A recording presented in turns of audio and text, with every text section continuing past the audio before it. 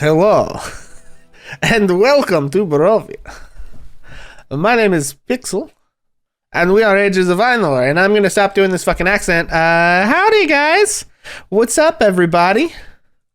As I said before, I am Pixel, this is Ages of Ainor, and we are going to be presenting to you the second episode of the terrifying, the macabre, Ages of Ainor presents Curse of Strahd, back in the DM chair once again for this exciting new campaign here on the Ages of Ainor Twitch stream. As always, we're going to get into it in just a few moments, but before we get into it, the first thing I'm going to do is have to improvise what I'm about to say off the top of my head because you bastards have already hit our fucking sub goal. So I had a whole speech prepared where I would introduce exactly how the sub goal thing was going to work for the giveaway, but we already fucking hit it. So I had planned to tell you guys that when we hit 25 subs that we were going to be doing a giveaway of 2 5th edition players handbooks, one being sponsored by our good buddy Vincent Page, cast member of this show and fellow bandmate of mine, fellow Facebook streamer, and my IRL friend. Jesus fucking Christ. How? God, fuck me. Christ almighty. Listen. Tell Pam to stop provoking me. This is wild. This is absolutely wild. Well, thank you guys for that level 5 hype train as well. Okay, so we're going to be doing the giveaway. I guess I don't know if we should do it right there. Here's what we'll do. We'll do it like at the end of the intro, right before I do the recap. That's where I'm going to... Are you... Just did it again? Pam, are you okay? What happened? Are you all right? No, not to hurt you, but this is borderline manic behavior here. Maybe she's just enjoying flustering the shit out of me. That's probably what it is. Anyway, so... Do we have to give away another player's handbook now? Oh my god. Apparently, good lord. Yeah, we'll just... Anyway, so at the end of the... Yeah, that's a lot. I started this with 13. We started this...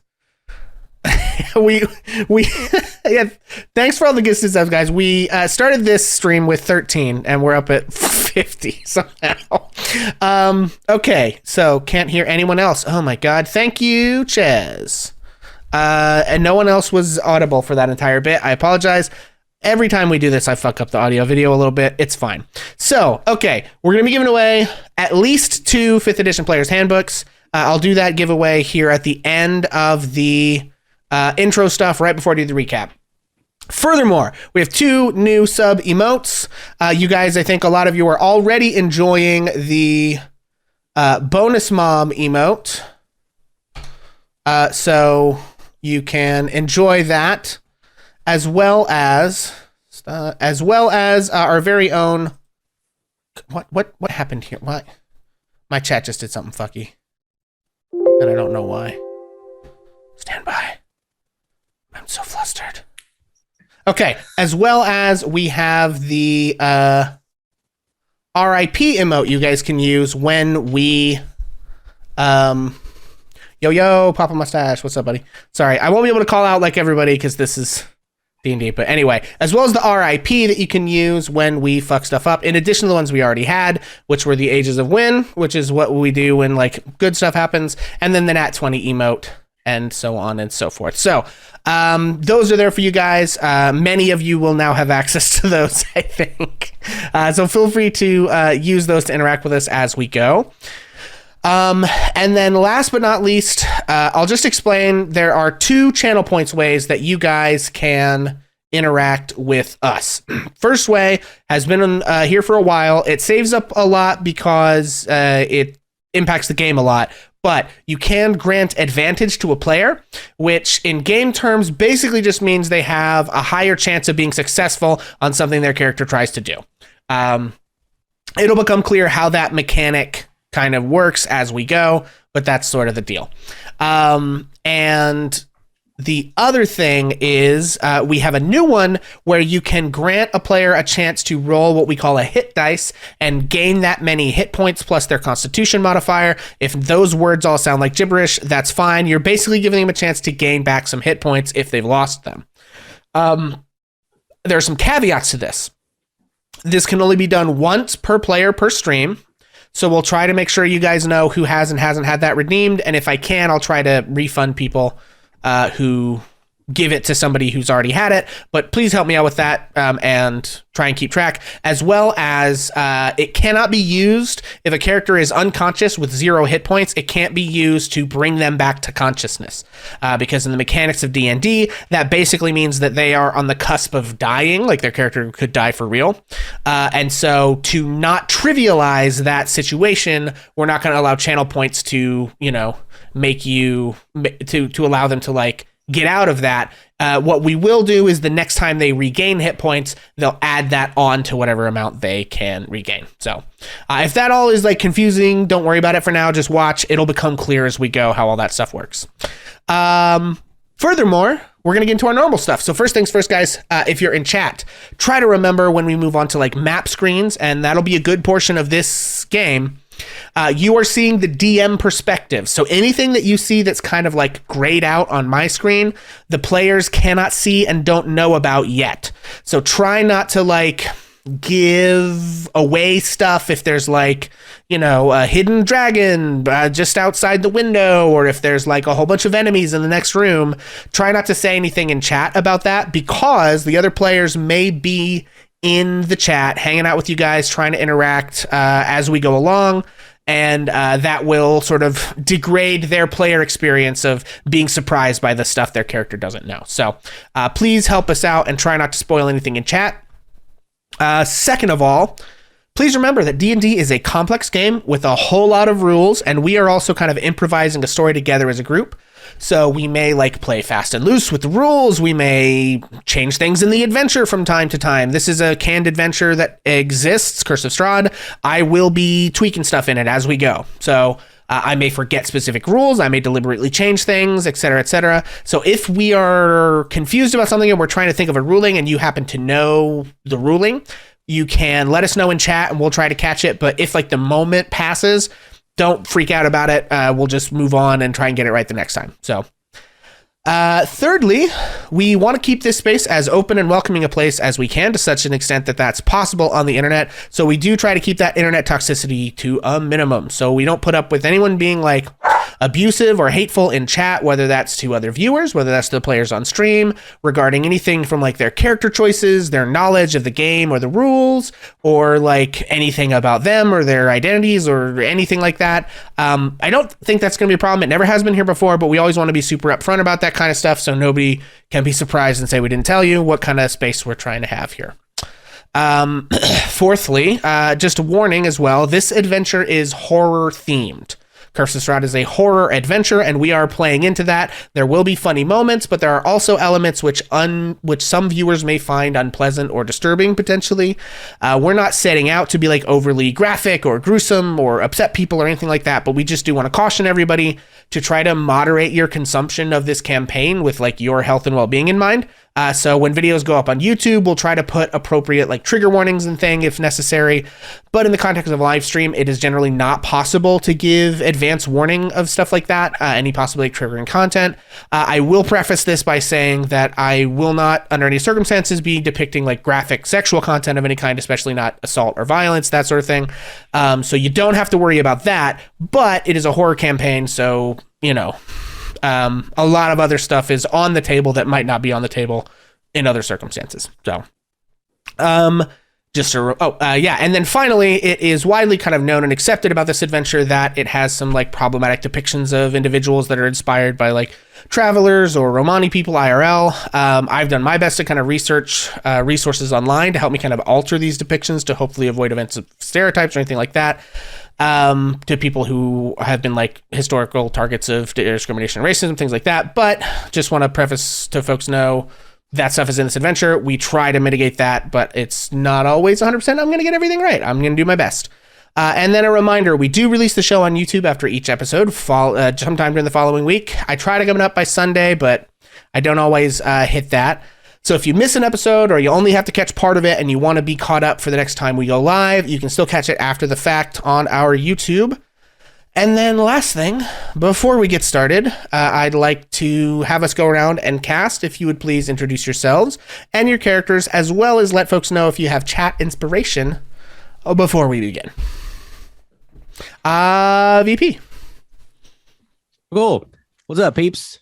I would be Vincent Page. Most of you guys probably know me from over there on Facebook, doing the streamies, all the fun stuff. And I will be playing Ash Fireforge, a changeling rogue, who is step sibling to Thorin Fireforge. And I do currently have chat inspiration. Excellent. And Omega. Hey y'all, my name's Omega. I play Onyx. He is a stone gnome wizard, Bladesong wizard, and yeah, and I do have chat inspiration, so just give you a heads up, y'all. Excellent. And Thorin. I'm Ozzy. Oh God, you're a real human named Ozzy. Yeah, good lord. It's all good. I almost do that every single time to somebody. My RP is so good from henceforth. I'm just going to be known as Thorin. That's it. This is my dog, and I do have chat inspiration. Excellent. And Thorin, who is not a real person, is a fictional character who Ozzy plays in this game, and I understand the difference. I perfectly. He is what type of character? What? Oh yeah, I'm I'm a hill dwarf cleric. Excellent. And Bonus Mom. Hi, my name is Bonus Mom, and I'm your mom. That's all I got to say about that. I am playing a Furbolg druid. My name is Wondrous. I was born under a purple star, my mother tells me, and in last week's episode, I looked out a window through the darkness and the clouds, and I saw it. I saw the purple star.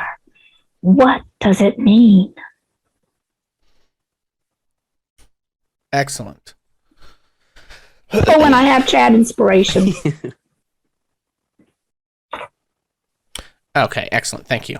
Okay, guys. So, before I jump in and do the, or actually tell you what, while I'm doing the recap and before we jump in, we're going to do the giveaway. So you enter the giveaway by typing that keyword, #giveaway in chat. That will enter you into the giveaway if you would like to be entered into the giveaway.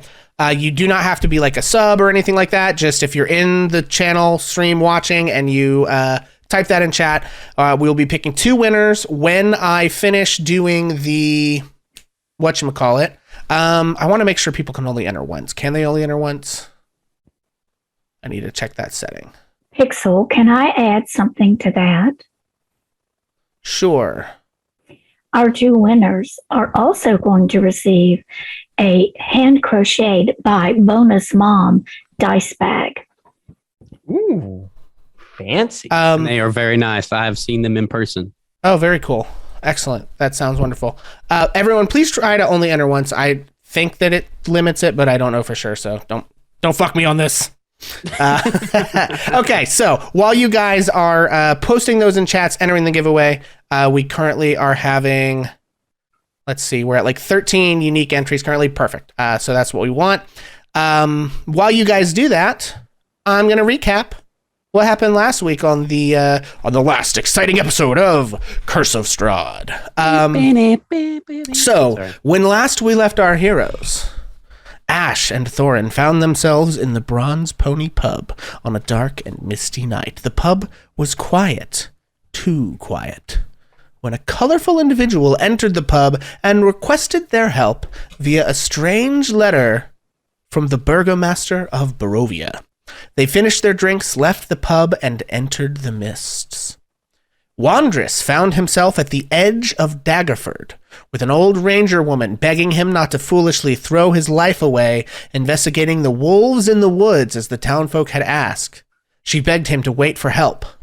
The Emerald Enclave could certainly send more rangers, But the skies briefly cleared and revealed the bright moon and stars, leading Wondrous to make his way among the trees.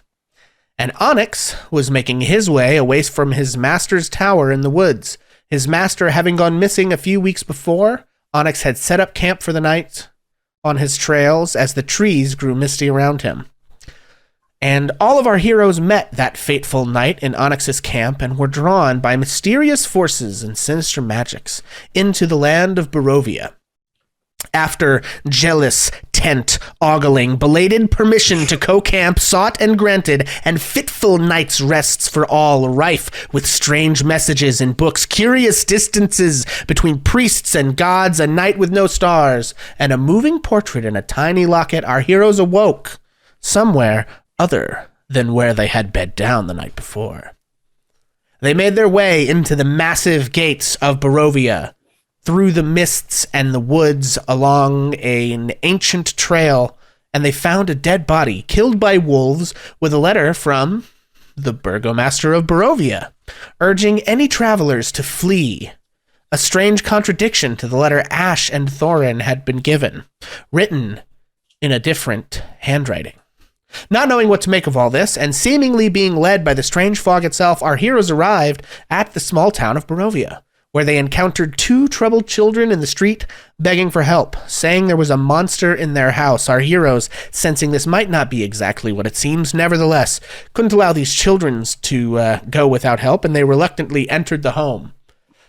The doors slammed shut behind them, and they then began to investigate this dark and foreboding place. In one room, Wondrous found a strange light shining in from a window onto an odd apparatus on the desk. It called to him, and he picked it up. And that is where we left off. Now, before we jump in, we are going to go ahead and do the giveaway. I'm going to give you guys like 10 more seconds to get in for the giveaway. Looks like we got 17 entries, so if you have not entered the giveaway, I'm going to give you one last chance to do so by typing hashtag giveaway into the chat. And then we're going to pick our two winners, and then, we'll go from there. So, drum roll. Brrrah. I need like a drum roll sound effect, but I didn't think that far ahead. All I have is a rim shot, and that's not the same thing. So, okay. We've given everyone a chance. Here we go. 1, 2, 3. Oh, dip. Okay. Lil Skittle is our first winner. Let's hear it for Lil Skittle. Lil Skittle, we know how to contact you, and somebody has your address.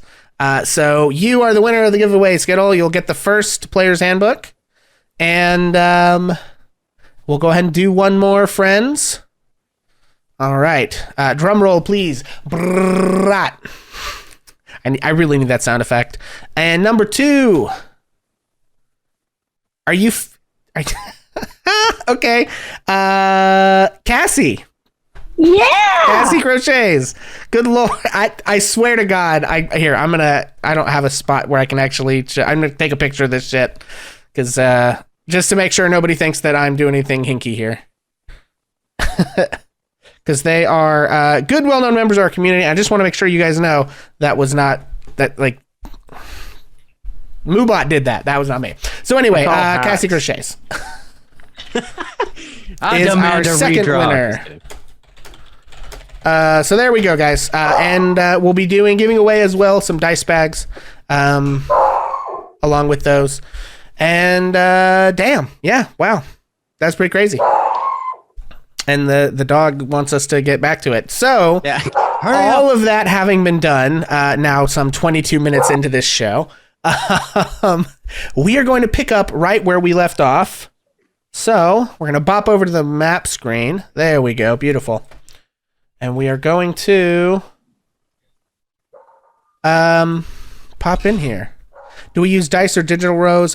Dre, we use digital rolls on Roll20. They should appear in chat, like so, on the screen. So you guys should be able to see those. So, guys, that's what we're going to pick off, is that Wandress, you have walked over to this desk in this room and you have picked up a strange sort of spindly metallic object which has this purple starlight shining in on it from the window. As you'll recall, the windows of this house, they're all boarded over, but one of the boards slipped just a little bit, and somehow through the fog, this purple light of a very distinctive celestial body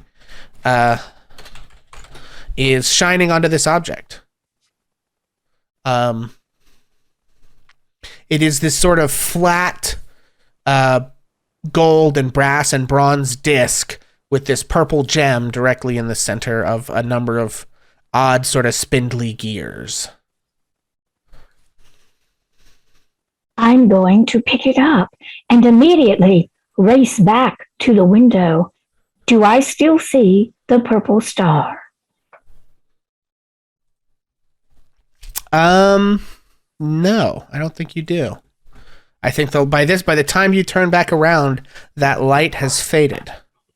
Now the light on the way that the purple stone in the center of the object is still glinting, but the light from the window is no longer visible.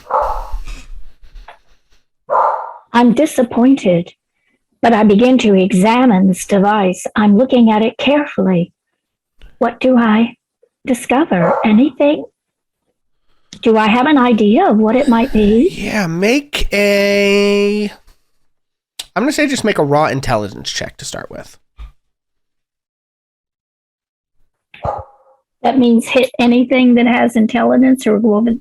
Yeah, so on your sheet, on the left side, there's a button that says intelligence.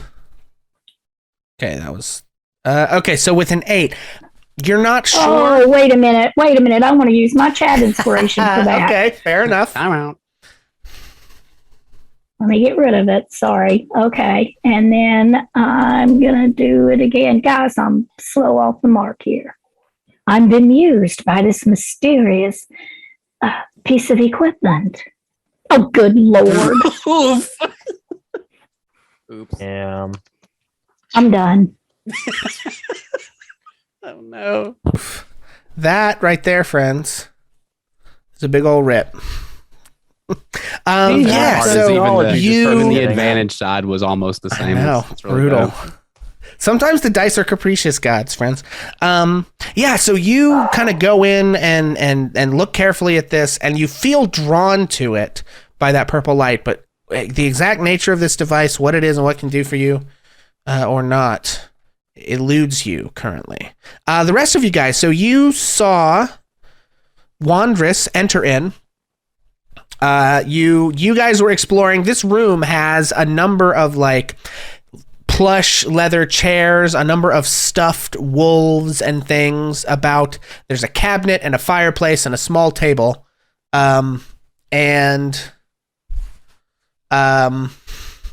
have chat inspiration given back to Bonus Mom. Thank you, Redbeard. Anyway, so you have so you see all this other stuff in this room, and then you watched Wandress see this strange light emanate from the window, and then pick up this object. What does anyone else do? I do believe where we left off as well that me and Thorin I'd picked the locks on a box, and it had a deck of playing cards and something else in it. I don't remember everything was in the box. Oh, good God. Yes. Okay.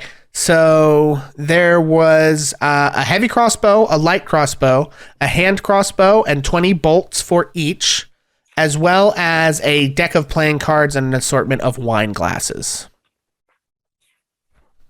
Okay. So it's the drinking and shooting cabinet, basically. I see. Oh, yeah. And playing cards. Sounds like my kind of cabinet. Well, I don't know that I want to take any of this stuff. I don't know about you.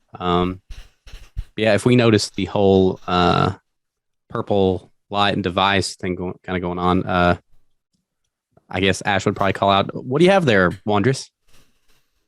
I'm not sure. A purple star shone through the window, right there, through that opening for a brief moment, and then the fog obscured it. I'm looking at it. I know it has something to do with the stars because of the way the light was shining on it, but I'm very confused. What an odd place this is.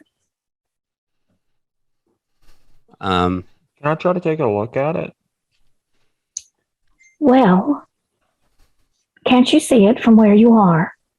No, I mean, just examine it a little bit closer to see if I can see what it is. Well, come over here and stand beside of me because I don't really want to let it go. Okay. Can you see it from all the way down there? Oof. Damn. Oh, Okay, no. all right. Listen, if you guys are gonna make the short jokes, I'm gonna. Rough. I'd be fighting for my life out here, both in D&D and IRL. Fuck it. If I die, I'm building a gargantuan creature. Go back as half orc or something. Yeah. Anyway, so yeah, like, Wanderous lowers his hand, and you can tell he's somewhat not really wanting to do this, but he hands it to Thorin. so would that be an investigation check? Yeah, sure, that's fine. It's a 10. Okay. I think with a 10, you recognize this as some sort of like device that's often used when like navigating or sailing. It has something to do with stars, but exactly how it works, you're not sure. Okay. Yeah, so it looks like a navigation device, wondrous, something used to navigate by the stars or something like that. Oh, I see. I don't really know how to use it or anything. I'm going to study it. Thank you for your input. Now, may I have it back? Sure thing. Thank you so very much. I'm going to keep it close. Do you think the people here will mind if I take it? I feel as though I should because the purple star was shining on it. What an odd place this is. Speaking of the people who live here, I'm still perplexed as to where this so-called monster and or the parents to these children. I have no idea where they're at. Are there still doors we haven't opened? I do believe there's plenty we've still not opened. Speaking of doors we've not opened, where's Onyx? He's not in this room. I'm freaking out. Oh, where is Onyx? Yeah, I am just on the outside of the door, I believe. I was freaking out. I was like, oh. Okay. Well, I think that we've investigated this plenty. I do believe that I'm going to go out of the room to where Onyx is at. That way, Yep. Yeah, let's all just kind of like regroup up. excellent. Yeah, so you guys can regroup back up in the main room. To refresh everyone's memory, this is kind of like a large sort of hall kind of thing in what this is like a nice house. So it's kind of like a manor house. There's a big staircase that kind of spirals up starting right here. And there have been a couple of rooms that you guys have investigated. I think there's only one door you haven't gone into. This room door and this door all lead into this kitchen area, which is like set nicely. There's no food or anything on the table, but like it's, it's not like dusty or in disrepair. Like it's nice. There was a closet right here. There's another fireplace. Above the fireplace in this room is it a painting? I gotta go back and look. Is a long sword.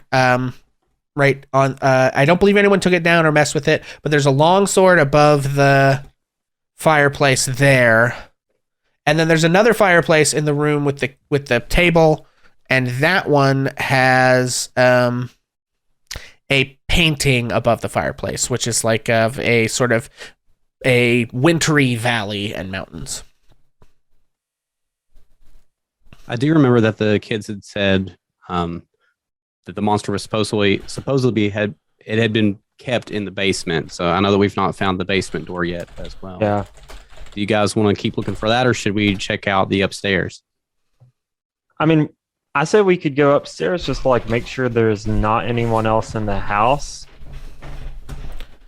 before we go try to find a deep, dark,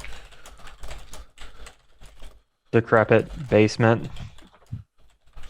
If that sounds good with you two, I'm down for that as well. I do think that we should stick together unless somebody else feels different. No, I'll follow, and unless you want me to go first, and then I'll be happy to do that. And Wanders is going to try to secure his new bauble inside of his vest, between his vest and his shirt. Keep it safe. Okay. Yeah, you can do that. No problem. Okay, so what are you guys doing next? Are you going, this is the door you haven't been in, or you can start going up the stairs? I think that we agreed to do the stair thing, yeah? Okay. Yeah. I do know that I have to keep pretty close to Onyx because I can't see nothing in here. And I'm pretty sure you're the one that's emitting light currently. Yeah. And there are no lights in the house, right? Correct. I was mean, gonna say, I none don't that even are think we lit. looked. There are like Yeah. candelabras and stuff. There's there's a chandelier above the table in the room with the wolves in it. I think there's one as well in the, like, you know, there are candle holders and stuff like that the people would have had lit, but they are not currently lit. I think there's probably even candles in them if you guys want to like take the time to light stuff, but I mean, how well can I see with my dark vision in here? Like, you know, just typical like dark vision. Isn't it like 60 feet as well? yes, Yeah. your character should currently be able to see whatever it is they can see, right? So someone is currently emitting bright light, so the dark vision doesn't come into play. But if you move out of their zone into a place that is not lit, it will let you see whatever it is you're supposed to see, basically. Well, Wanderous does not have dark vision. He's going to look around and take a candle from anywhere that he sees it up high. And he is going to begin to go up the stairs unless someone stops him. Right behind you, big guy. Oh, Yep. Wondrous, you're already emitting light. I think you lit a torch last game. Okay. So, And then I'll leave the candle where it is. okay. And Wanderous begins to, he's not running upstairs. He's taking his time, going carefully, but is definitely headed upstairs. Excellent. Okay. So Wondrous, you begin to head up the stairs, and that actually brings you over to this other side of the map over here. So, and how closely is everyone following behind him? Pretty Fairly closely. close. I was trying to figure out how to like move my icon up the Yeah, stairs. you're fine. I can drag you over there. Okay, what about Ash? Like, what's your march? It sounds like Thorn's right behind Wondrous. What about everybody else? I think I'll be at the back. I was Okay. literally about to say, go ahead, Onyx, and I'll take up the rear. But hey, listen. Okay, I mean, yeah, we can do that because I technically have the dark vision, so I'll do Okay. that. Okay. Well, I'll scoot you guys around. Part of this is like, just imagine that you guys are on the lower part of the stairs, not the upper part of the stairs there. Coming up. Yeah, so you walk up the stairs. You can see there are several suits of armor. You can see over here is the chimney. It's like a second layer of it from the downstairs, you know, in the same room. This is essentially directly above that entrance hall. You can see unlit oil lamps mounted on the wall of this elegant hallway. And then hanging above the mantelpiece is a wood-framed portrait of this family. You can see a sort of middle-aged man and wife with two smiling children. The two smiling children do look like the two children who sort of had asked you for help. And there is a baby in the arms of the mother in the portrait. Everyone, please make an insight check for me.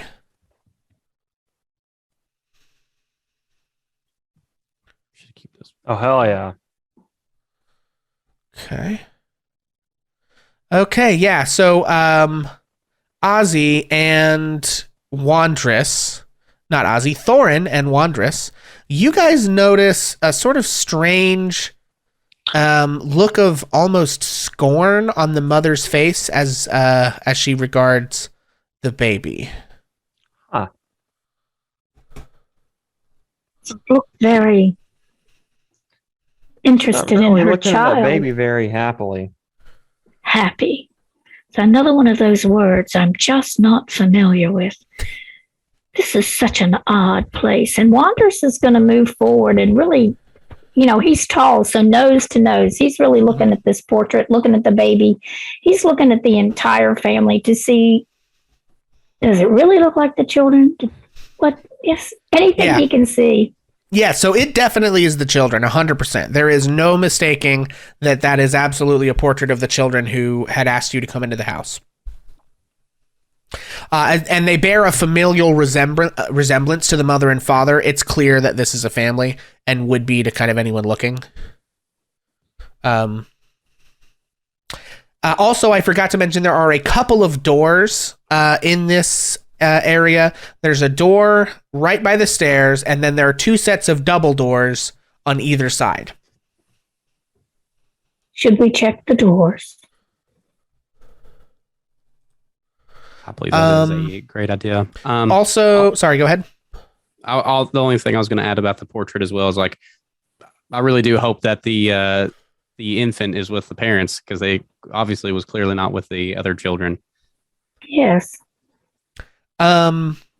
Yeah, and so there's 4 suits of armor here as well. Each of the suits of armor is flanking the wooden doors on the north or south walls, and they seem to have a spear, and their visored helms, which are down, appear to be in the shape of a wolf's head, and there are intricate carvings on the doors that appear to look like dancing youths. And then obviously there is the stairway that continues up, it seems, to a 3rd floor. So you've got 3 doors and the way upstairs to investigate, as well as the one door downstairs you didn't investigate. So I'm all of a sudden reminded of our Final Fantasy adventures where it's full clear. But anyway, you guys want to try one of these doors first? Maybe the south one. Yeah, let's try the south door. Okay, I'll kind of take lead on that. All right. Okay, yeah. So you open the south door. It is not locked, and you see that it's another elegantly appointed hall. You see a brass-plated chandelier hanging from the ceiling, as well as upholstered chairs that line the walls. You see a stained glass wall here on this side that is like stained glass hangings that are on the wall that depict beautiful men, women, and children singing and playing instruments. You see a large musical instrument with sort of keys on it and strings inside underneath over here in the corner. And then near the fireplace is a large harp. And then you can see sort of these alabaster figurines of well-dressed dancers sitting on the mantelpiece above the fireplace. Looks nice. We got a bard in here. So, I mean, it doesn't really look like there's much of anything that sticks out. This is just kind of like a little parlor room. Okay. I believe that I will try the north door then, since there doesn't seem to be anything interesting there. Okay, in the meantime, Wanderers is going to have followed in behind and really wants to look at the painting. Didn't you describe there was a painting? He's just very intrigued by all these family members. There are not paintings here. There's stained glass hangings on the wall with beautiful men, women, and children singing and playing instruments. And then there are figurines of dancers on the mantelpiece. Okay, he wants to look at those just because he's never seen anything like this in his life. Okay. Are you going for the stained glass or the figurines? I think the stained glass to start with. That would catch his eye. Okay. And since is it stained glass windows? It's not. It's like a wall hanging. Okay. Yeah, he's looking at that. Okay. So I don't know where in the room those were because I couldn't see it. I believe they are over here on this wall. Then he's gonna look at those. Yeah, so they appear to reflect, just men, women, and children like singing and dancing and having sort of like some kind of revelry. They appear to be human. They are, as you look more carefully, there doesn't seem to be anything too particularly out of the ordinary. Nothing like weird. It's just this sort of artistic depiction of these folks singing. Well, except it would all be very weird to Wanderers. Yes. Okay. So Wanderers, you're looking at that. Thorin is in that room with you. Ash, you open the north door. I do believe that I'm gonna have to light my own light source as well, though, because Okay. I'm separated currently. Gotcha. I don't know what you is there can like or a- can't.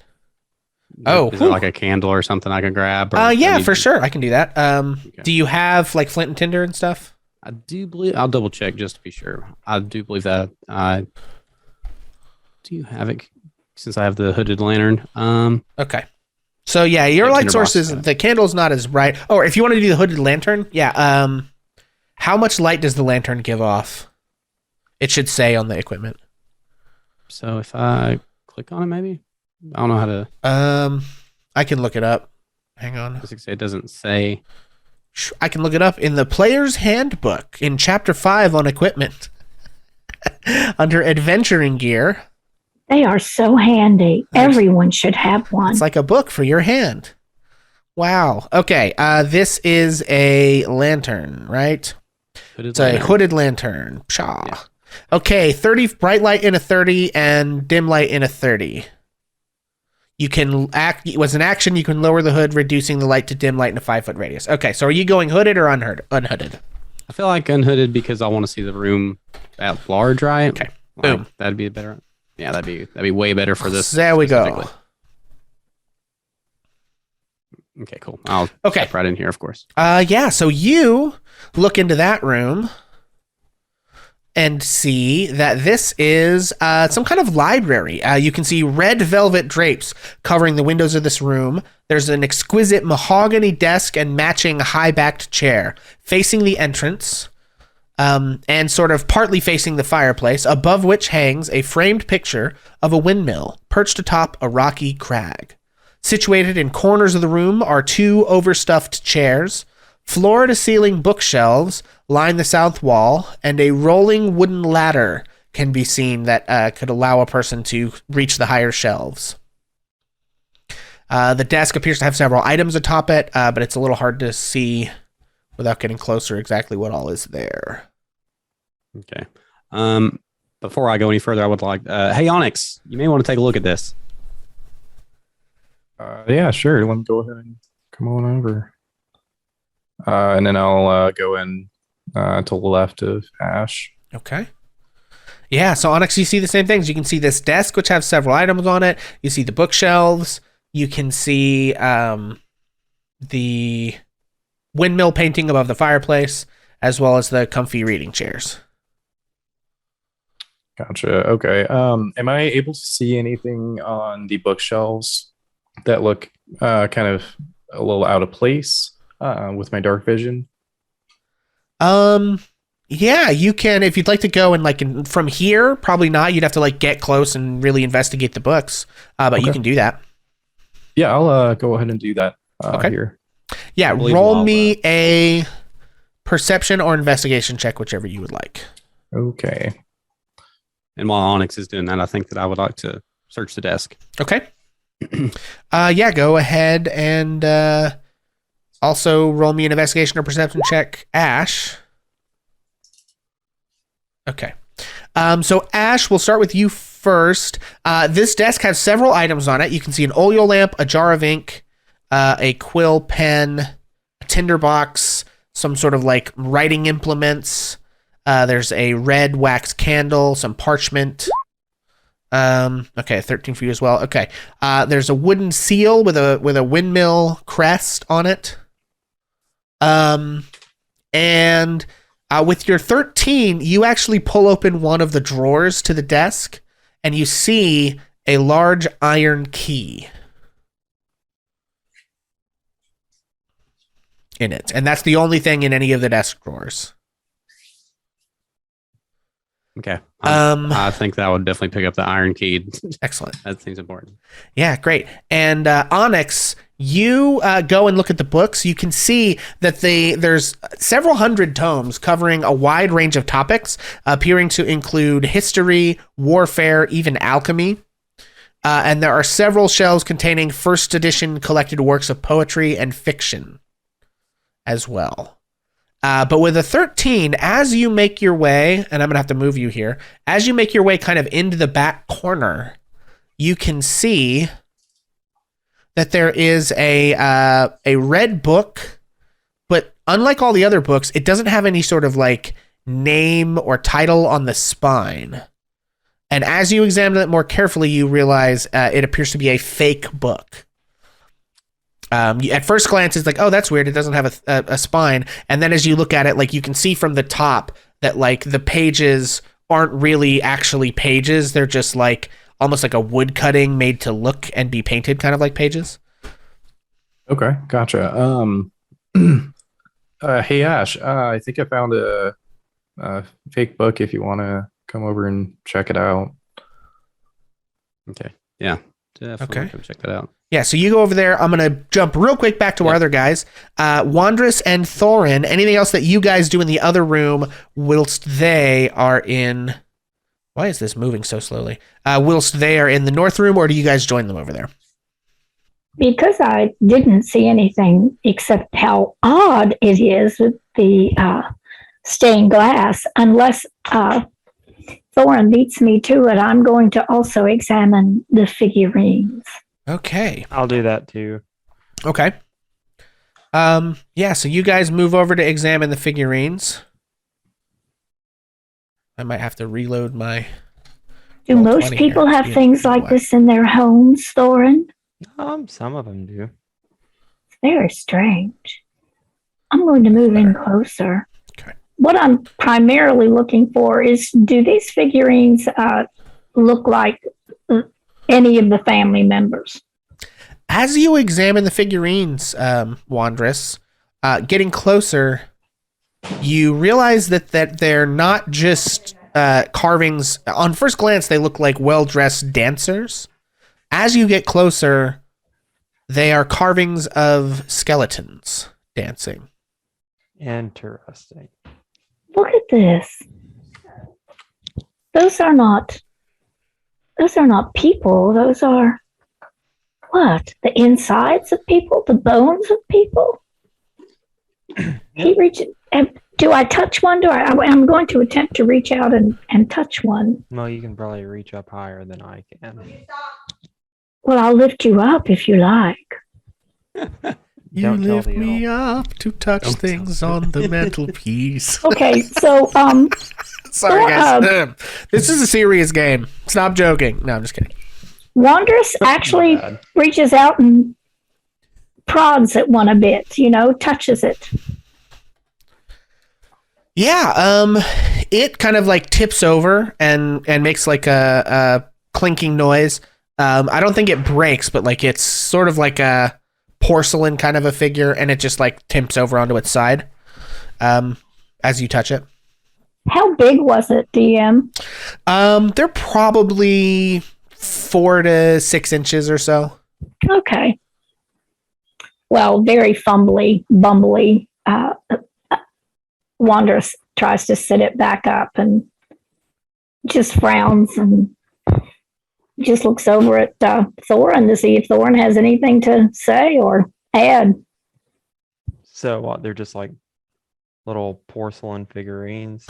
Yeah, it's like at first glance, like you can't really catch the detail, but as you get closer, you can tell that they're little porcelain figurines of skeletons dancing, but the skeletons are all kind of dressed in like sort of flowing noble's garb, which is what sort of obscures the fact that they're skeletons when you're farther away. Okay. Very, very odd thing to have in your house. No wonder the children were outside. Terrified. Yes. Well, we better join the others, I guess. I see guess nothing unusual in here. Okay, so you guys begin to head towards the others as they are moving your way. Ash and Onyx, you are looking at this fake book. Yeah, as I approach, I'm gonna have the key kind of held out. Like, the only thing that I found of interest in the desk was this key. What you got? I believe I found a fake book. I don't know what it's for, but we can check it out. Let's check it out. Okay. So who touches the fake book? Oh, I don't like that question at all. I will. Since I Excellent. found it. Onyx, you touch the fake book, and it reveals a secret door hidden in the bookshelf, which slides open as you pull the book, and reveals a tiny little hallway tucked behind the bookshelf. Can we cue up the Zelda found item sound, please? Ba-na-na-na. Yeah. So you can actually in here see several additional bookshelves with more tomes on it. And you can see a heavy wooden chest against the east wall with the lid half closed. Sticking out of the chest is a skeleton in leather armor. Oh, God. I will. I'm gonna zoom I'll try to in point here. it out to Ash to see if he could see it. Because I don't know with the dark vision or not, but I'll be like, hey, I think I see a skeleton in there. I'm not sure. But Oh gods. Okay. I think I'm gonna take a closer look. I'm gonna squeeze past you here, my friend. Okay. I'm gonna go open the chest against my better judgment. You open the chest, and you can see that the skeleton, who was half draped into the chest with the lid half closed on its back, was the victim of a poison dart trap. You see the poison dart stuck into its rib cage, and the mechanism no longer fires. Whoo, dodged a dart on that one. Sorry. Take inspiration for that, you son of a bitch. Such bad humor. I didn't even mean it. Anyway, That's why you I get have inspiration, is because it wasn't intentional. I already have inspiration, but I appreciate the thought. Thank you. Okay. Yeah, so it seems like our poor soul here may have also found this hidden room that they've went to very, very lengthy effort to hide. Got poisoned. So there's nothing in the bottom of the chest, though, that I can see? Oh, no, for sure there's shit in there. Oh, okay. Yeah. I was like, what? Did they poison the poor guy? Yeah. That thing is an empty box. So, All right. yeah, so you examine the skeleton first. You see that it has been killed by these poison darts. And a couple of things. First off, in the skeleton's left hand, you can see a letter. Also, in the bottom of the chest, you can see three books with black leather covers that are, I guess, when I say blank, like there's no writing on the covers of them or the spines. You see three sort of wrapped up, like parchments kind of with ribbons on them. And actually 3, 4, 5, you see 6 wrapped up parchments with ribbons on them.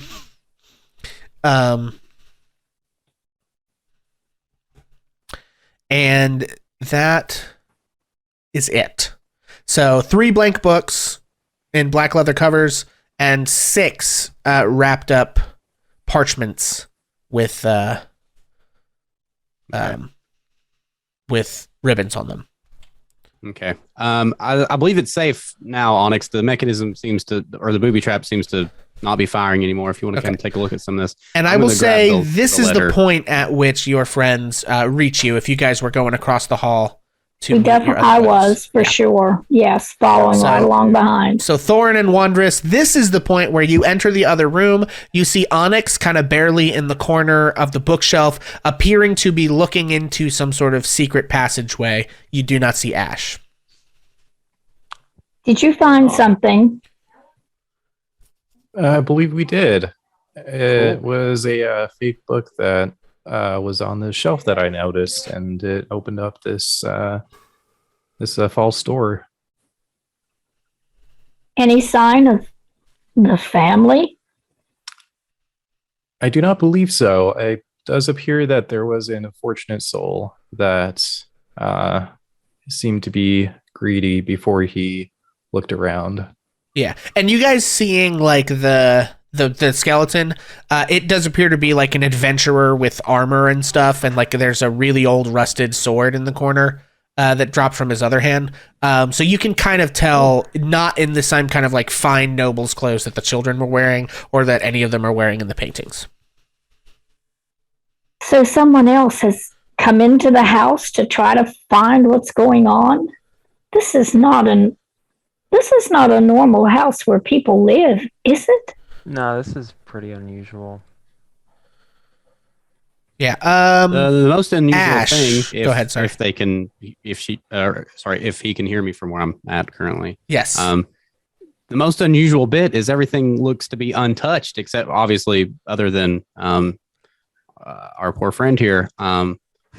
It seems to be in pristine condition, but at the same time, just completely vacant. Ash, make a intelligence or medicine check for me, Okay. or an investigation check. You know I'm going investigation. 19. Like my Yeah. thing. With a 19, it hits you like a ton of bricks. This is a skeleton. It has been dead for a long fucking time. But everything in this house has not had the same amount of like age and wear and dust and general vacancy, right, as the skeleton. So it's like either people really live here and they didn't know there was a dead guy in the closet, or they just let him rot there, which seems like a real strange thing to do. Or you're not sure what else. You know what I mean? It's just odd. It's like this incongruency that as an investigator of this kind of thing, like hits you like, wait a second. If this guy was freshly dead, that would make sense, right? He got in here just before us. This thing happened, you know, clearly he found this secret room and tried to steal the shit. But if he's been dead long enough to turn into a skeleton and everything in the house is dustless and in perfect condition, basically, that's weird, right? I have. Those two things don't really jive super well. Okay. I want to say that then halfway reaching for the letter, Ash is going to pull back, and I think, well, Onyx being the only one being able to see, have line of sight on me, probably just like a blank stare for a minute, and then Ash is going to say, you know, that actually brings this up. This is a skeleton. It been dead for a very long time, and either the people that live here just left this guy back here as a corpse and he's decayed, or they've not been here in a really long time. And So, like I was just saying, that's weird because everything is spotless. There's no dust. I mean, it's literally a perfect house, albeit creepy. or hear me out. What if this house, like everything we see in this house, is an illusion? Ozzy, could you speak up a little bit? Sorry. I was saying, what if everything we see in this house is an illusion? Is there a way for you or Onyx to cast? I don't think can I have detect- anything. I'm going to cast Detect Magic. Okay.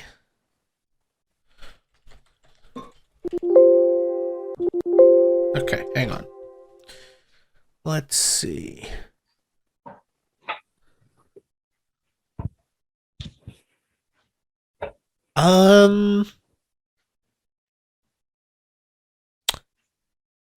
You do not detect illusion. This is all like real.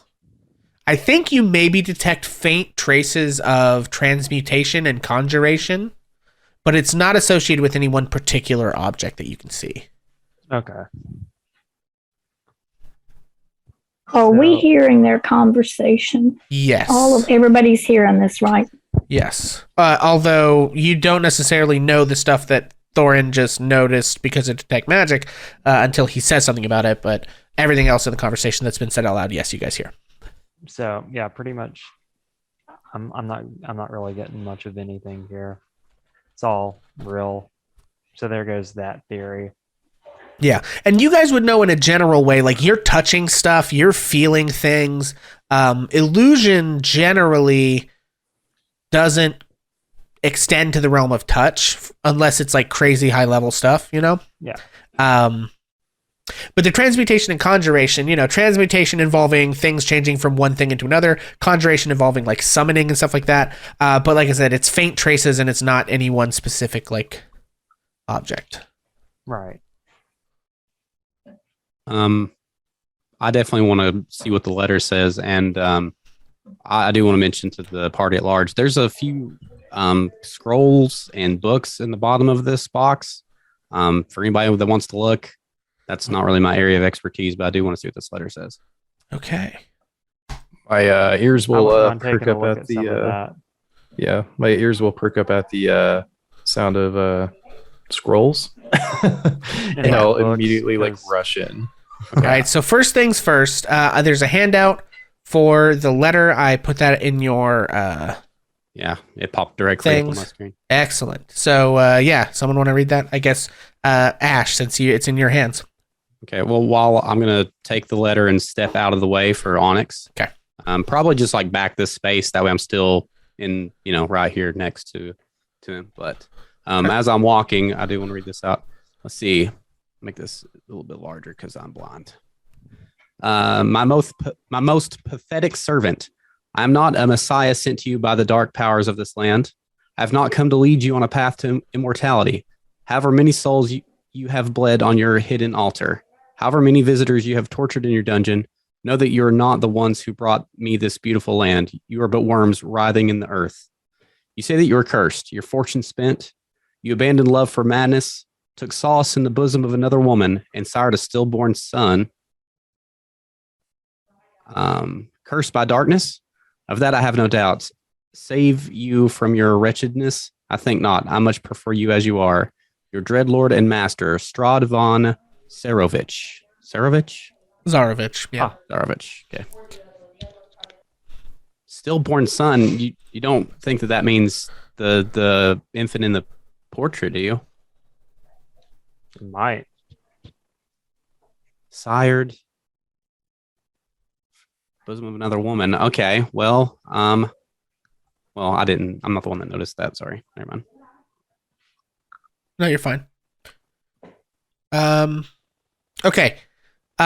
Looking at the things, there are 6 parchments with ribbons rolled up. They do kind of look like scrolls. What do you do, Onyx? I will go ahead and pick all of them up, and then I'll try to bring them out to the desk. Okay. So that way we can kind of lay them out. You are not disintegrated, as they are not magically trapped in any way. Ooh. We just rolling the dice out here, proverbially. Oh yeah. Sorry, I like to keep God. y'all on your toes if you can't tell. You can bring them out to the desk. Sure. Okay, I'll go ahead and move out as well. That way we can kind of, gather here, obviously. Yeah, Wanderous was wondering if he would even fit in that little room they were in, so he's just kind of hanging in the back. Yeah, I would have been a was tight quite- squeeze for Wanderous to It get was in there. Quite claustrophobic in there, even for us small people. I'll let him out. My dog. Have any of you heard of a Strahd von Sarovich? Hmm. Doesn't ring a bell. Can I roll a history check? Sure. Okay. Yeah, I guess I can do that too. I have never 25. heard of any of these Good things. lord. Good lord. Okay. It is all a 25. mystery to me. Oh yeah, So, I know everything about the guy. well, not exactly. This is incredibly rare lore, so it's only on the fact of you having above a 20 that you know anything at all. Strahd von Zarovich was, you think you remember him being like some kind of warlord and then ruler, but he disappeared a long time ago, and at this point no one's even really sure like what land he was the lord of. It's just like a name that you've heard. And that he was a warrior who sort of vanished, and no one's really sure what happened to them.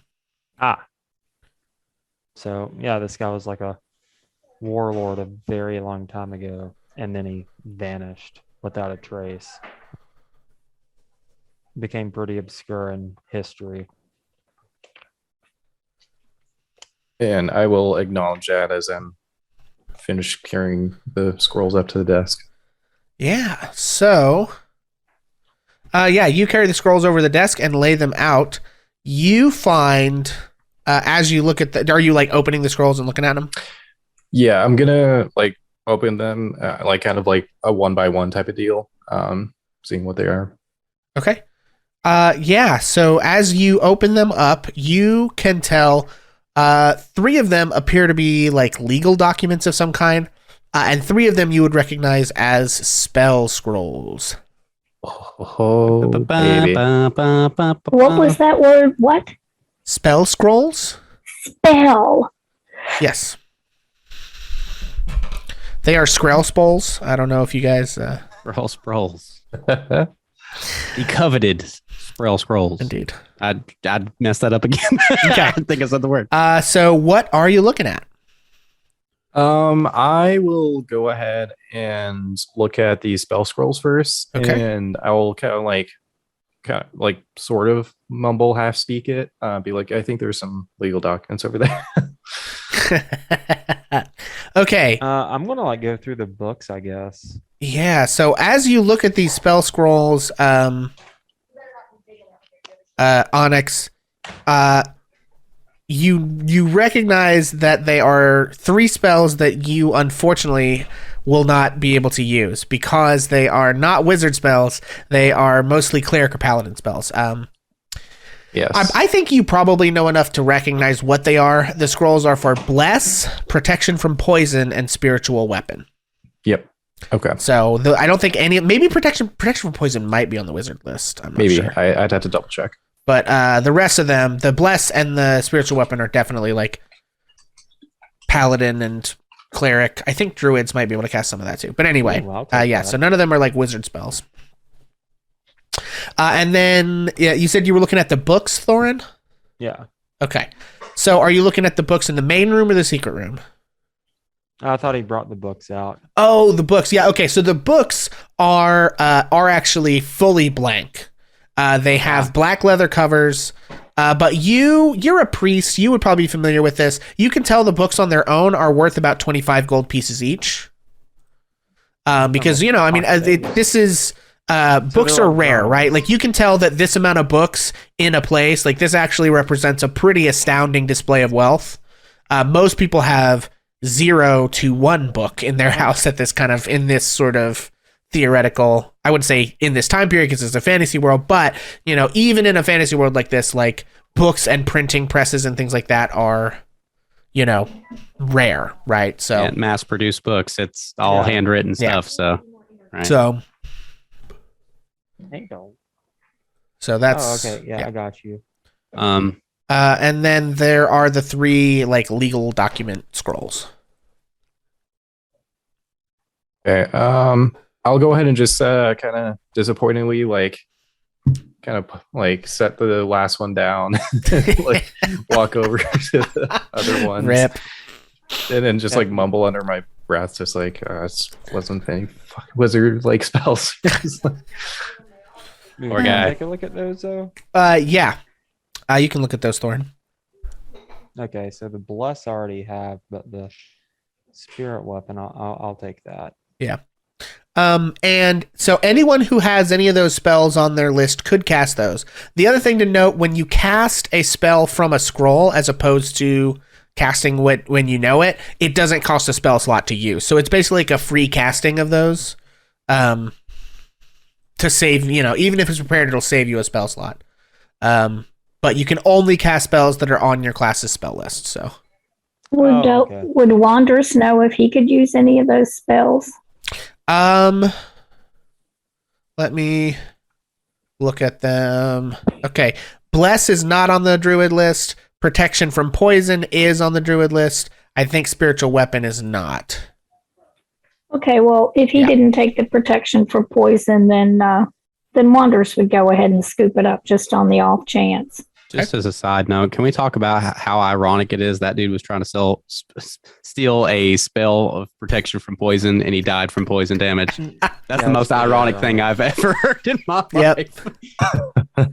If only. Well, bemused by the whole room, I think, that what Wanderers would be doing is maybe kind of walking around.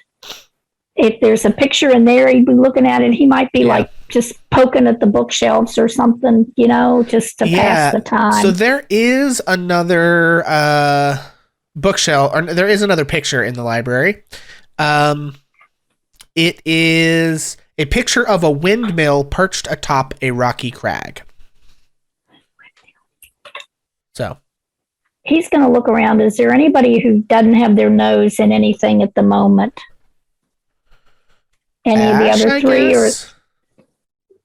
I'm just kind of deep in thought about the letter, but I'm not doing anything currently.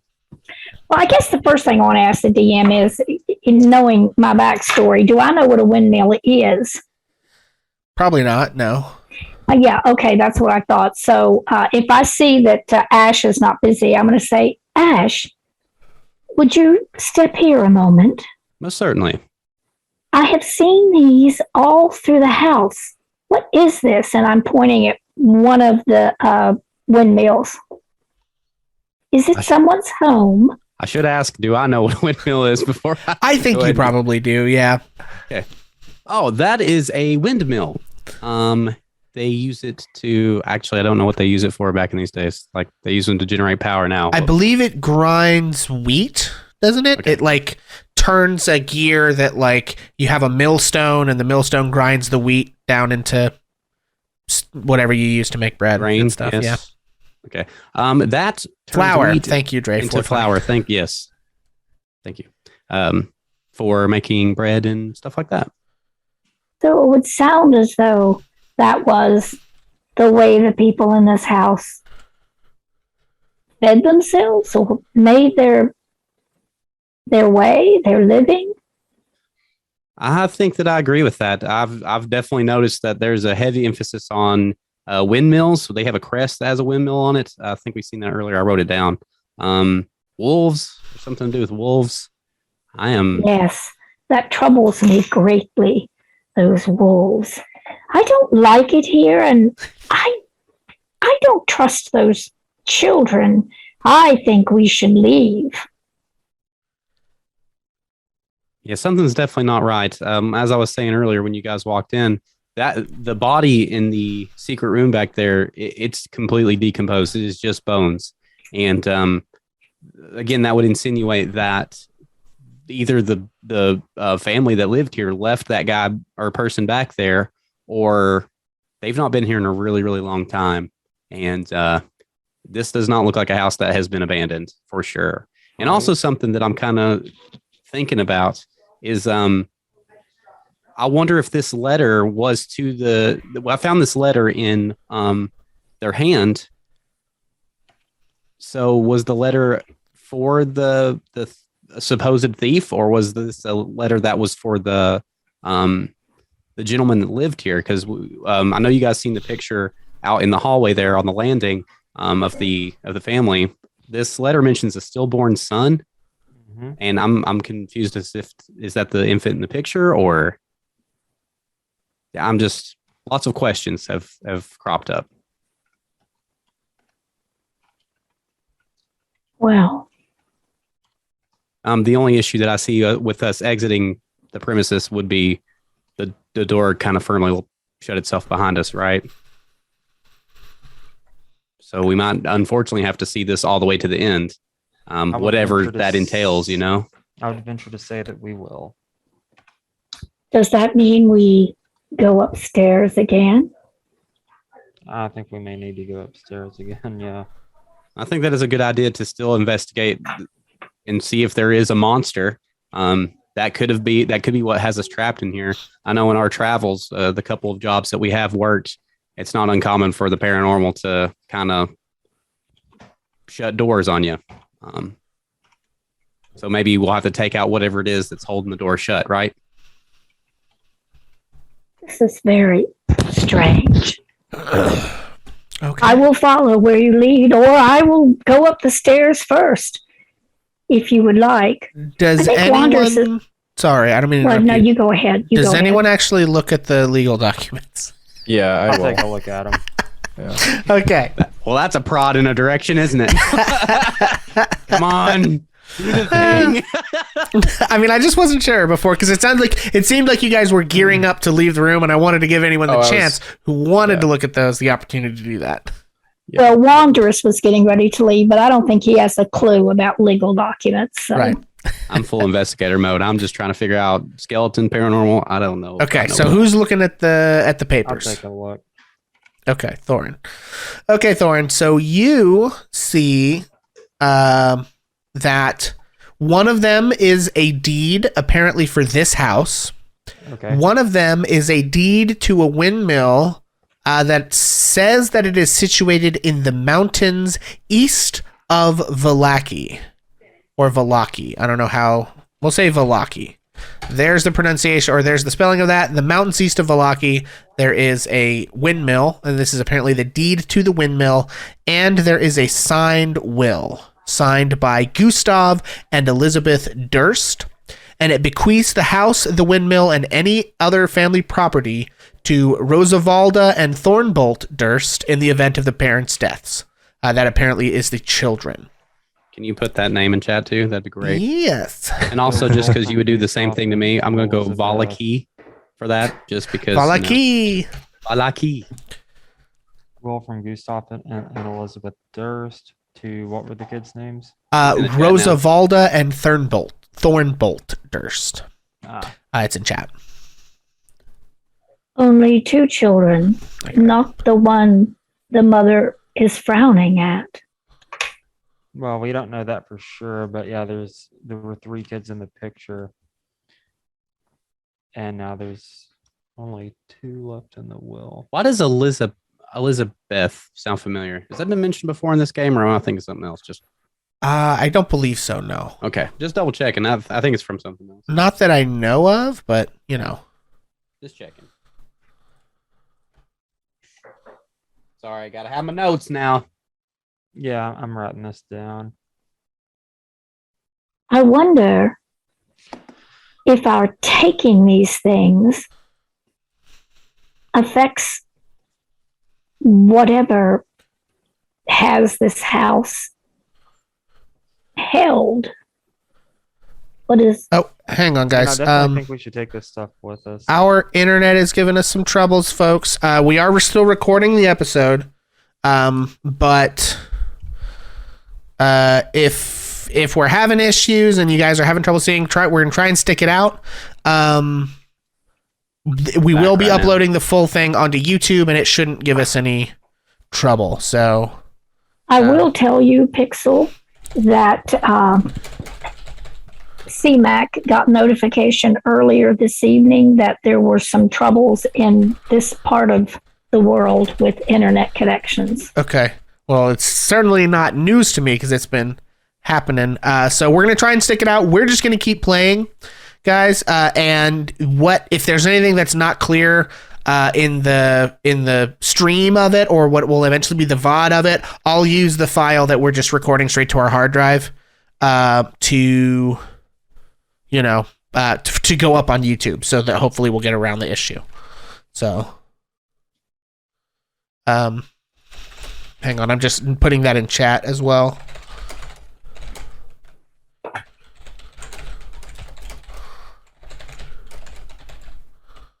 So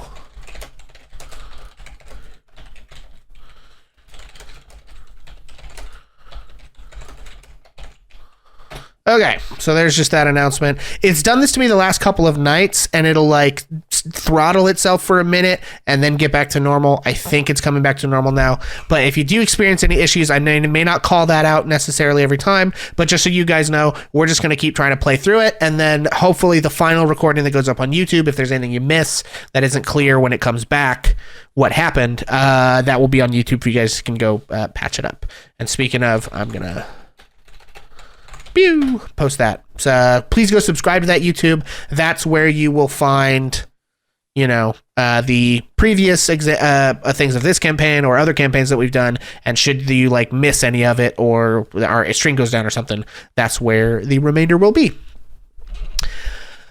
Okay, cool. That having been said, you guys were looking at the deeds and the will, yes? And I believe someone was talking about the fact that there were 2 children listed in the will, but 3 children in the portrait, and one of whom was maybe supposedly stillborn or something. Another question that comes to mind, and this is a lot of guesswork, but so far what we're seeing is that there was a family portrait and there was 3 kids, right? Then we find this letter that claims that perhaps the gentleman of the house maybe had an affair and had a stillborn son out of it, or child, I'm sorry, because it wasn't, I don't think it was specified, and then there's definitely not a 3rd child mentioned in the will. So I think it maybe is safe to say that this letter was addressed to the gentleman in the picture out there, the Gustav, maybe. But I wonder why the thief had it.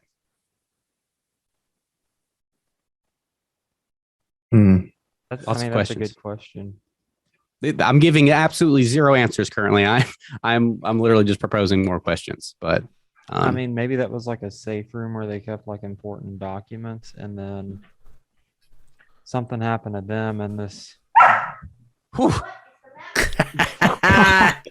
Oh man! If we get through one of these without the dog scaring the shit out of Vincent, I think that's the tradition. So please, Ozzy, make sure that happens every episode if you have some way to do that. Oh, it's easy. If I just leave my mic on long enough, he'll start barking. Hell yes. Okay, sorry. But I have a question, Ash. The potions that you found in the room are the sorts of things that good people would use to protect themselves from evil, and yet this letter refers to someone who is sucking blood out of someone or sacrificing it on an altar or some hideous thing like that. Yeah, that's not the way everyone behaves, is it? I sure hope not. I can assure you that I have not been sacrificing anything on any altars. At least why would someone like that have these potions of protection and whatever in a chest in their house? I think the first important lesson to learn there is even good magic can be used to do bad things, Wondrous. But they could also be could have had these to protect themselves from whoever the Strahd von Sarovich is, because it sounds like he certainly wasn't speaking to them in any friendly manner. No, you're right. I don't understand. I'm not from here, and I don't understand. Well, hopefully everything will become clear. I think our only option is to search the rest of the home, and hopefully whatever's holding us here, we can find it and force it to let us go. One of the things I had said was that DM was that Wanderers actually went around and poked at another bookcase or 2. Did he discover anything from that to see if anything moved or did or? No, nothing moved or did anything interesting or different or exciting. And all of the books would have been weird and confusing as far as Wanderers is concerned. Yeah. Okay, so Wanderers walks back out in the hall unless somebody stops him. And you know what? I think he's very frustrated and doesn't understand. He's going to give a little push at one of the suits of armor in front of the door. Okay. Yeah. He's a clumsy fellow, okay, to start with. Yeah, so the suit of armor topples over and clatters to the ground with a loud crash and makes a pretty terrible racket. Okay. We may not have to search for the monster anymore. And it, well, it also fails to come to life and kill Wondrous. So That's also great. I was worried about that for sure. so which suit of armor, towards or away from the stairs, Wondrous? That one right there where you are is fine. Sure. So yeah, Wondrous, you knock over this suit of armor, and there's a clatter and a crash, and I think it probably startles everyone in the room, I would think, and then, but after that, silence remains.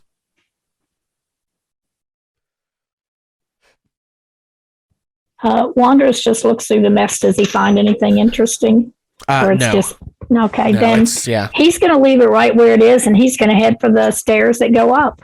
Okay. Let's keep going up. All right. So yeah, there's stairs that go up, and there's another doorway, but you're going for the stairs. Well, Wanderers is just going over and standing at the stairs. He's not going anywhere. Sure. He's just I there. mean, I'm not saying you have to go in that room. I just want to get clear on exactly what you're doing. He headed for the stairs, Okay. and he didn't pick up the armor and try to put it back together. You tell that armor. Bonus Mom would have, but Wanderous didn't. Just to be perfectly fair. All right. I guess I'm going to pop out into the hall as well. It seems that we have asked all the questions available in this room currently. But you say there's another door? Yes. Yeah, here at the top of the stairs, it looks like. Oh, okay. Right here. Yeah, so there's one right there that you guys have not gone in yet, as Well, well as the what- one back downstairs that you didn't go in. Well, they said they wanted to go up before we went down. Okay, Wanderous didn't see that door. Okay. So having seen it, unless somebody else beats him to it, he's going to go over there and open it and say, oh, what is this? Okay. And head over to that door. Sure. And he's going to attempt to open it. Okay, yeah, you can open that door. And he's going to walk inside. Yeah, Wanderous, you open the door and walk inside. And what you see appears to be a relatively undecorated bedroom area with a pair of beds with straw stuffed mattresses. At the foot of each bed is a footlocker. There are servants' uniforms hanging. Oh, no, never mind. You don't see that. That's not a thing. There's another small door here, and there appears to be some sort of dumbwaiter behind you.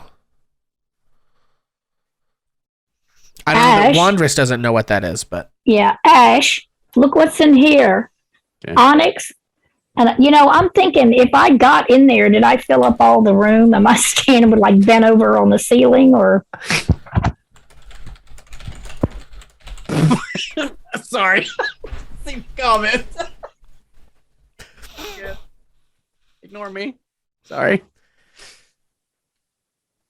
Having a thought there, are we, Vincent? Completely sidetracked in the chat. I'm so sorry. Pixels are being unruly in chat. Anyway. Oh, Anyway. What am I looking at? Wonders, what we got? well, there are two chests. You found something interesting in the other chest, and I don't know what this thing is, and I'm going to attempt to get out of the way so he can see it. Okay. Can I maneuver into between the beds, maybe? Sure. Yeah, you see a dumbwaiter. It's currently closed, but you can tell, Ash, because you've been in old houses and rich houses before. It's some sort of little. It's a door and it's closed right now. But if you were to open it up, you would see this like chute that has this little mini elevator that can send like dishes and things back and forth to different levels of the house and stuff. Okay. And then there's a chest as well, you said? Yeah, so there are two footlockers at the foot of each bed, or one footlocker at the foot of each bed, and there's another door here, as well as the door to the dumbwaiter, which you have not opened. Okay. And you said that the dumbwaiter thing was the elevator you're talking about, correct? Yeah, it's like a mini elevator that basically is used to send food and dishes back and forth from the kitchen to the various layers of the house. Right.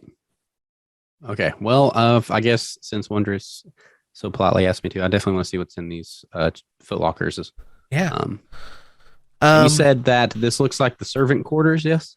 Yeah, it would be pretty apparent. It is not as like beautifully and exquisitely appointed as the rest of the house. It's like very plain. The mattresses are straw, which you would expect like down and stuff like that for richer people. And then you're looking in the footlockers. Yeah. Yo, them shits is empty. Okay. Ain't nothing in there. All right, these are the chests are empty, Wondrous. No skeletons? No skeletons, thankfully. I think that's very good. This implies that maybe any servants that used to work here, again, this is guesswork. I don't think they work here anymore. So I don't think I would want to live in a house like this, Ash. Very strange. Definitely a lack of warmth. So what is that thing in the corner, Ash? That hole over there behind the door? Okay, I'm gonna go over here, and I would know that what it's used for. Yes. yes. Also, real quick, Thorin and Onyx, are you guys doing anything while they are investigating that room? I think I'm just waiting until we Um, up the stairs. Yeah, I think I might join them and see if there's anything of note for my curious mind. You're going over the what now? Sorry. I'm going into the room. Okay. Cool. Just to see if there's anything in there that I find interesting. Yeah. So you can see that the footlocker's been opened. They are empty. There's a door right here, and then Ash is looking at this dumbwaiter. Where you you want to head to open it? The door to the elevator thing. Yes. Yeah, I'll pop it open. Okay. You open it up, and the you can see the sort of pit. There appears to be like a button that that could be pushed, but also there's like a rope system inside of it. You're not sure what the button does, but the rope you can pretty much figure out is for pulling it to like bring the tray that sits in the elevator to the correct level of the house, which it currently is not at this level. It's like you wouldn't know if it's above you or below you just by looking at it, but Right. Yeah. Ooh. There's a hot mic. That scared me too. Have me looking in nooks and crannies and loud noises. I'm a coward by nature. So while I'm walking over here and looking in this, I'll imagine that I'd be explaining Wonders. This is a device that they use to send dishes and small items from different floors in the house to presumably there's a shaft that has other doors on the upper and lower floors. I'm not 100% sure if Wanderous heard any of that. Oh, sorry. Okay. Okay, let's do that again. Ash is going to say that again. Wanderous, he was talking to you. Yeah. Wanderous had an emergency. I'm sorry. Okay. Her computer was dying. Oh, don't need that. What I was saying is this appears to be a device they use to send small objects from one floor to the next floor without having to walk up the stairs, like dishes and small items like that. And while I'm saying that, I'm going to push that button. Okay. You 100%. push the button and you hear the very distant tinkle of a bell ringing somewhere in the house. And that must be why would there be okay, new question. That must be a call bell for like the servants, but why would they have it in their room? Well, so far you also haven't seen the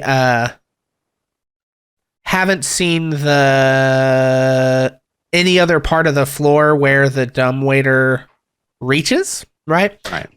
But quickly, since you're standing right there, make a perception check for me. Okay. Did I hear any of this? Yeah, you would have heard the tinkle of the bell. That piques my curiosity. Nat 20, Jesus. Yeah. Oh yeah. Wait for it. I got a sound for that. There it is.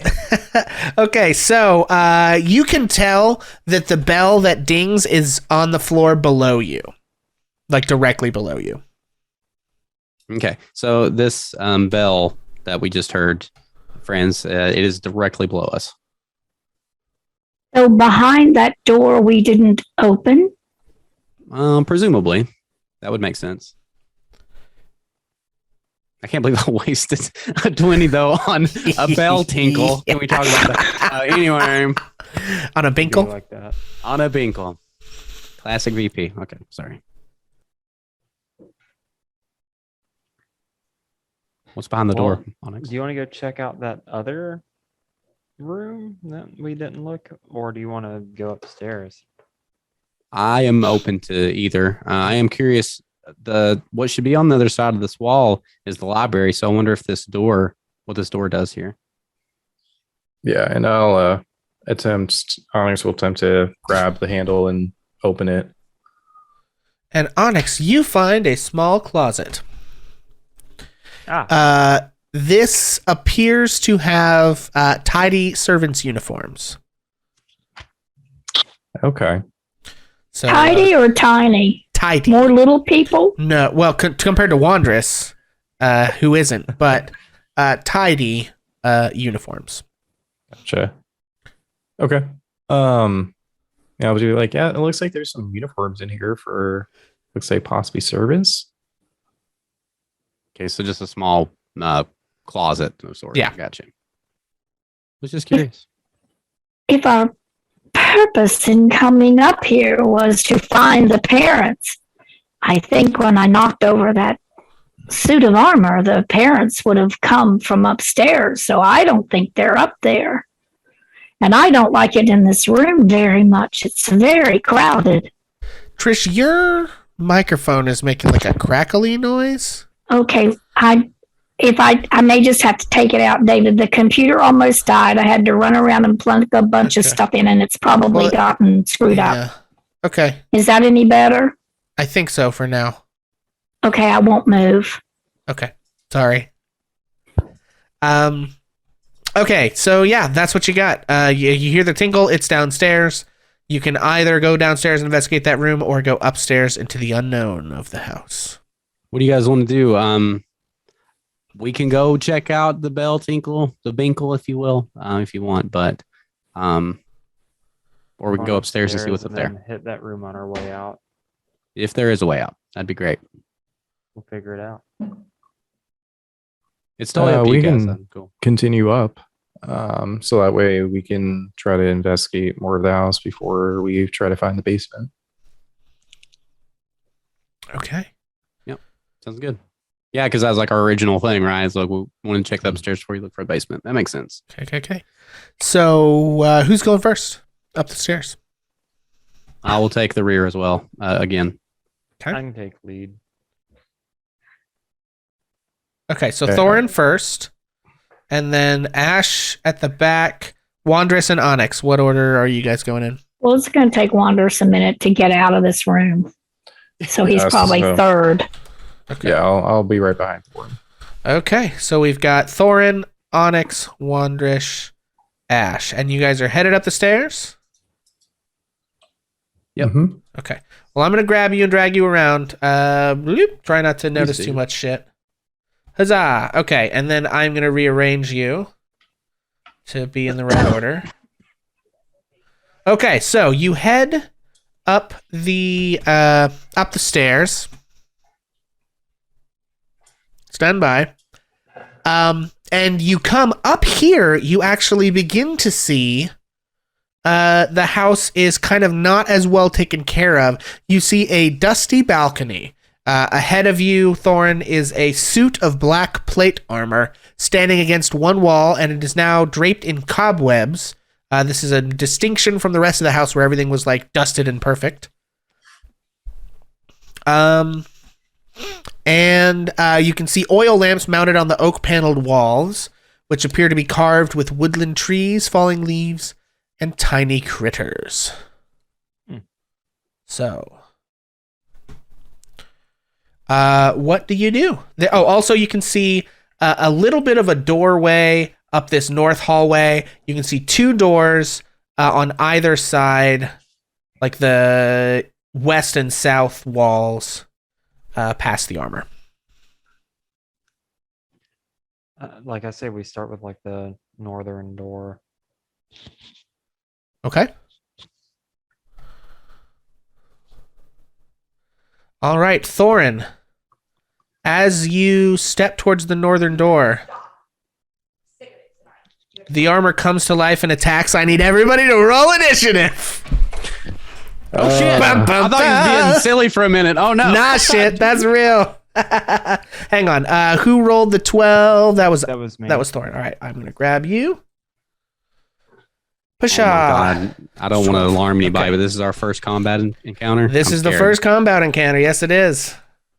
There's this button for this, right? I'm trying to remember. I'm sorry. Okay, I need to make sure that this does what I need it to do properly. Blammo. There it is. Blammo. Hey, look at that 22 though. Okay. All right. Thorin, you had a 12. Okay.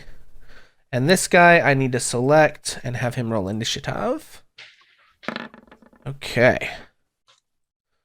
Okay, guys. So let's zoom in here. You're kind of... It's a little odd. Some of you, the way you guys are on the stairs. So it is what it is. Okay, yeah, so I think this thing is going to get the surprise on Thorin because you were closest to it and didn't... I think, it's mechanically indistinguishable from regular armor. So it is going to make 2 attacks as it wildly slams its arms at Thorin. Thorin, I've got an 18 and a 16 to hit. Okay. What is your AC? 18. Oof. That chainmail. Damn. Thorin, I'm so sorry. You take 13 points of bludgeoning damage. Oh no. That puts me at -1. So, God dang it! so this thing springs to life and just slams both of its fists down into Thorin's head. Thorin is unconscious immediately. Okay. So I'm not going to actually yell on the mic, but Ash is definitely back. Thorin, no! Yeah. Okay, and then that was the surprise round, basically. Wandress, you're up. Okay, my first question is this room lit up or dark? Well, you have a torch, so, and several of you guys have light implements of some kind. Ash has a lantern, so it's lit as insofar as you guys have brought light with you. This is nerve-wracking all of a sudden. Okay. Then if I can see what's happening, I immediately see that Okay, Trish, you're Go breaking on. up again. I think you just take the mic. I think just use the other one and we'll deal with whatever happens. Sorry. I Just pull the USB fully out of the computer. did. Okay. Well, it was still doing it, so maybe it's just our connection being funky. Well, it is what it is, guys. We're gonna do our best. Okay, go ahead. Wanderous, sorry. Okay, seeing that Thorn just went down, the first thing that Wanderous is going to do then is, I can hardly, now you've got me all, I don't have my headphones on, I can't think. He does something with his hand, reaches towards, Hang on, guys. I'm sorry. We're gonna have to take a quick break here. This is borderline incomprehensible. So I'm gonna take a quick break. We're gonna try and figure out what's up with this audio situation, and we will be back as soon as we possibly can. Much apologies, guys. Okay, sorry about that, everybody. Hopefully everything's back to normal, and we are going to go ahead and continue. So, Wandress. Thorin has just been punched in the head and appears to have fallen unconscious as this suit of armor comes to life and is attacking you all. You are the first one to respond. What would you like to do? Wanderous, seeing Thorin go down, reaches into a pack at his belt, rips his hand out, twists it around, and creates an ice knife that looks a little bit like a star and is a little bit purple, but it is ice. And he flings it at the the suit of armor. Okay. Okay, 25 to hit. That definitely hits.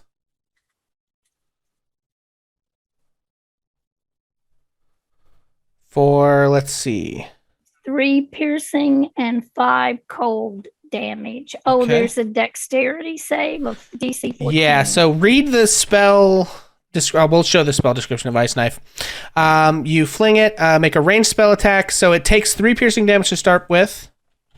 And then it takes. I flung it because I didn't want to hit the guy who was down. Okay, so I actually flung it to the left of Okay. Hoping to hit him, but not Thorin. The only way that mechanically, the only way that will work is if you forego the piercing damage and only do the cold damage and shoot it over here. If you hit the animated armor with the piercing damage, you will hit Thorin. There is no way to avoid that. Okay, well, I do not want to hit Sorry. Thorin at all, so I will give up the piercing damage and do the other. Okay, so he takes 5 cold damage as the knife shatters in the corner over here and the ice shards freeze along the armor. Anything else from Wandress? Watch out, he shouts. Okay, Onyx, that brings us to you, friend. Okay. I think I'm gonna go ahead and do Acid Splash. Okay. Let's see. There is that. It looks like a DC 15 for Okay. a dexterity save. Dex save. All right.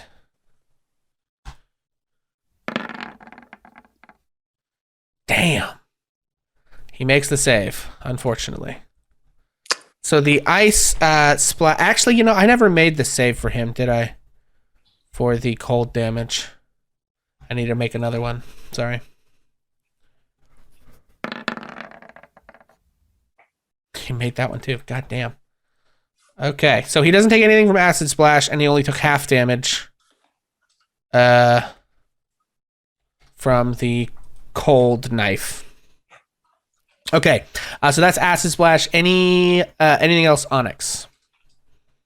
Let me see. I believe that is all that I can do right now. Okay. So, Thorin, make a death save. Oh God. Oh, God, I forgot about that. Wait, I have to make a death save? Yes, so Yes. you roll a flat d20. There should be a button on there for it, but you roll a flat d20. 10 or higher saves, 9 or less fails. Okay, so that is 1 pass for Thorin. If anyone, we'll go ahead and take this moment. If anyone does not know how death saves work in 5th edition, when a character reaches 0 hit points, they become unconscious. Each turn on their initiative, they will roll what's called a death saving throw. On a d20 dice, if they roll 10 or higher, it's considered a success. 9 or lower is considered a failure. It's basically a flat 3 system. If you gain 3 successes, you become stable. You don't regain any more health, but you are just sitting there unconscious, but you're no longer making death saves. If you go down to 3 failures, you die for real character death. If the character takes damage while unconscious, they will take sort of automatic failed death saves, depending on the kind of damage that they take. And then if a character takes so much damage that it does their negative HP worth of damage, so if you're at 0 and you take your maximum amount of HP, or if you are positive and you take enough damage that whatever is left over would put you at negative your max HP, that's just instant death. So question, just for future references. Yes. Can I use initiative rolls?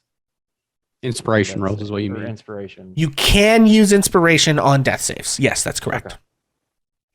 Also, this is a think I point got where 2. if anyone has channel points and they wanted to give them to Thorin, he won't immediately get the HP and pop back up. But if somebody is to heal him, it would add that healing to whatever heals him. So just so that you guys in chat can't do away with the possibility of people being unconscious, you still can grant it to unconscious players to give them extra HP, but it doesn't kick in until they actually get healed. So, but that is 1 success for Thorin.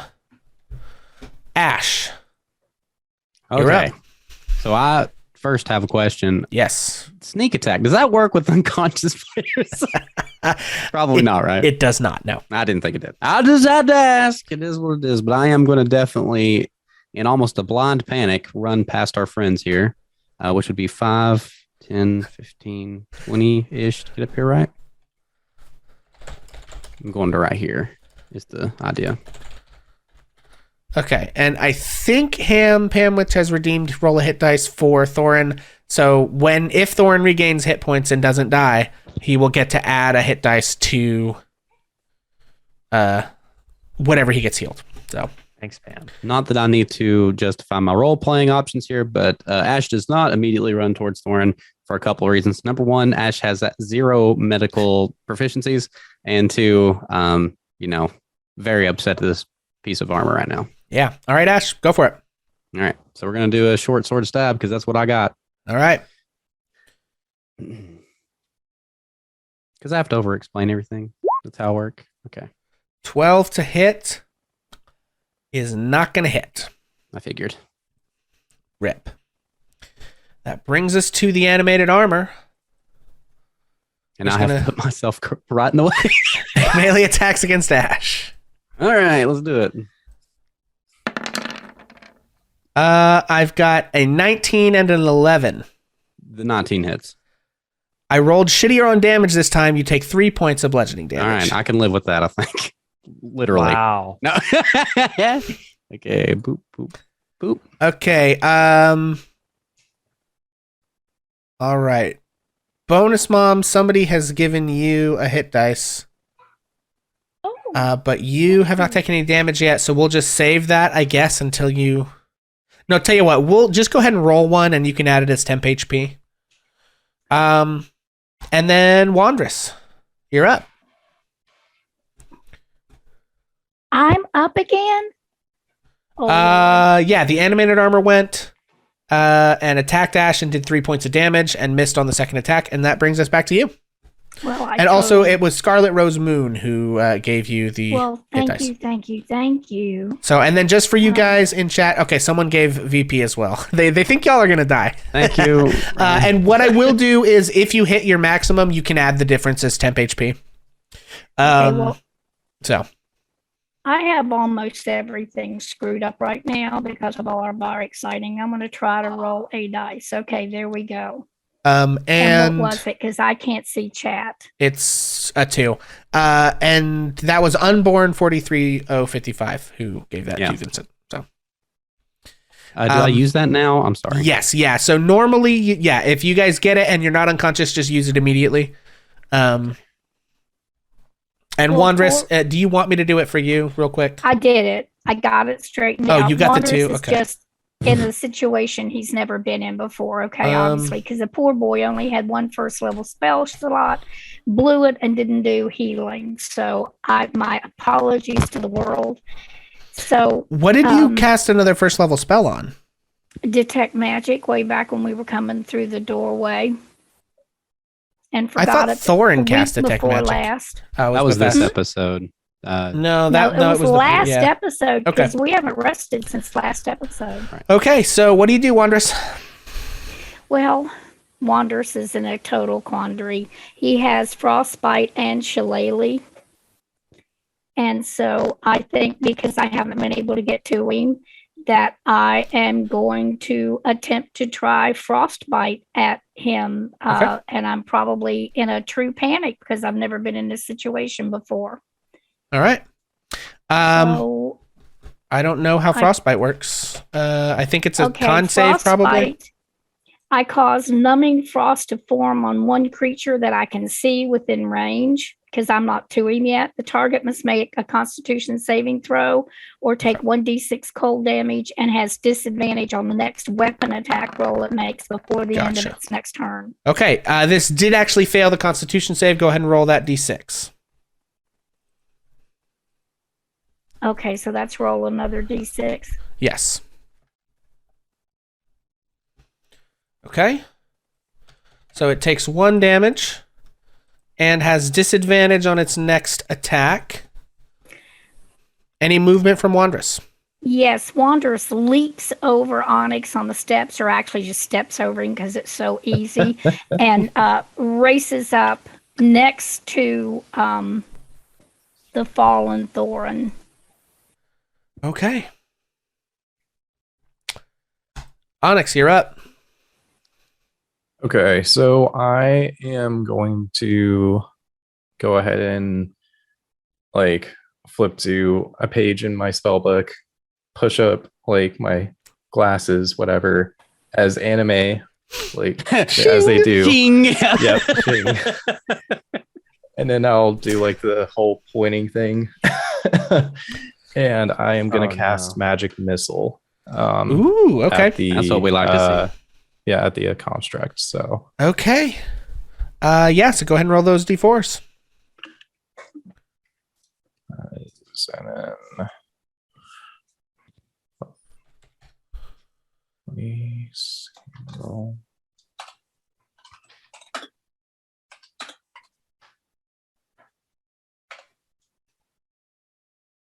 Oh, okay, so 8 damage.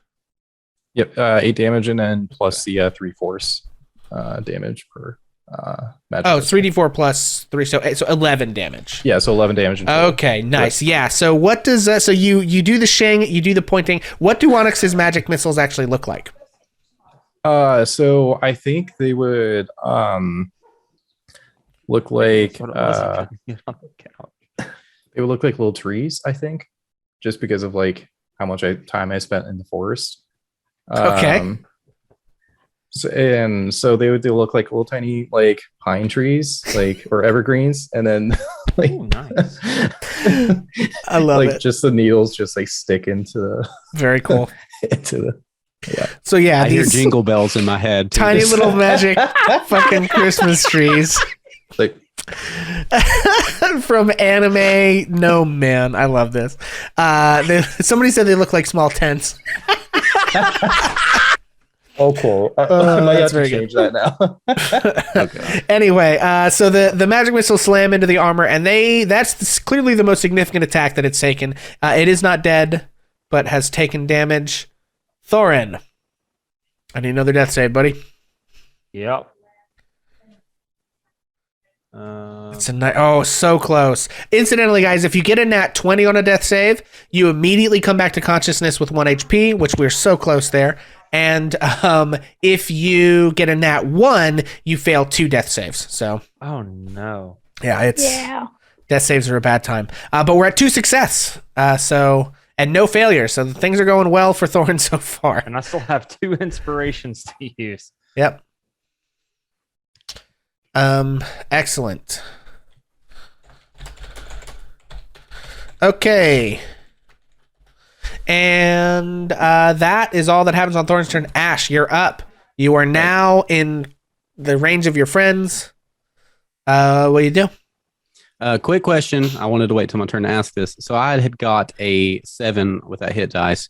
I had the 3 back because that totals me out. Do I need to do that with temporary as well, or is that not how that works? Just Add the remainder to temporary, yeah. Okay. I wanted to double check. So Yeah, man. All good. Quick math. Wait. Yeah. And then let's do, I Okay, think it's yeah, 4, first if I'm not 51. mistaken. Perfect. All right. Well, I'm a 1-trick pony right now, level 1, baby. Let's try the short sword thing. But I do get sneak attack this time, right? If you hit, yes. Also, you should have some varieties of inspiration if you need to use those. But continue. Cool. Yep, that is good call. Oof, 17 does not hit. What do you mean it does? I know. I It's get an it. It's 18. armor. It makes sense. Yep. I totally want to use an inspiration because, good lord, I got to hit this thing. So I'll take away my Use chat your inspiration. Yeah. Yep. All right, let's give it another go. Come on, baby. Oh, there it is. Wow, wow, wow, wow. That's Now what we we're love to cooking. see. That's what we love to see, friends. Okay. Let's get those nat 20s in chat, baby. Hold on, Okay, then. I and gotta so click we them are too, 'cause- using our Right. altered critical mechanics here. So before you click that, let me just real quick look at your sheet and fam. make sure that it is correctly organized. Blap. Okay. So that was your short sword. The crit on that is correct. And yes, it is. So yeah, you should just be able to roll your stuff, and it should do it correctly. Now, if I remember Roll20 correctly, I can just click on short sword in chat and it'll roll the damage, correct? Yes. Also, before you do that, though, turn on your sneak attack global modifier. There's a little checkbox next to it. Click that, and it should roll all of it at once. And do the critical for it all correctly, too. Is it a little speech bubble next to sneak attack on my sheet? No. Or no? There is a global damage modifier underneath your attacks. I see the checkbox now. Got it. Cool. All right. Here we go. Whoa. Okay, God. So that is 18 plus... Wait, that rolled... Yeah. That is 18 plus 9. 27. You rolled max damage on your sneak attack. Plus, 27 damage. Ash, my friend. Half-brother of Thorin. One trick pony. Don't forget that part. Tell me a tale of violence and death. Okay. How do I want to do this? Got it. We definitely, just a blind rage scream, want to hack the helmet off this thing. And then if you'll let me, I would love to follow up with a thrust into the chest, please. Yes, absolutely. 100%. Yeah, so you and this is a relatively tall thing of armor. So you slash your sword and are able to just take the head fully off before sort of spinning back around and stabbing your short sword directly through the armor, at which point all of the other pieces of armor just like fall to the ground, but you're holding the it basically just loses its magical cohesion, right? And but you're holding the breastplate is like on your sword. It is dead. It feels good. It feels no longer good. animate. Nice. Okay. So the animated armor is not an initiative. Wandress. Okay. Thorin's unconscious, and the armor appears to be dead. Okay. Well, Wandress's mouth is hanging open. His eyes are huge as he's looking at Ash. And then he scrambles around and tries to do a medicine check on Thorin. Okay. Yeah, go ahead and roll that check. 8. 8 is not sufficient. You are currently unable to stabilize Thorin. I'm going to use my chat inspiration. That is fine. As soon as I can find it.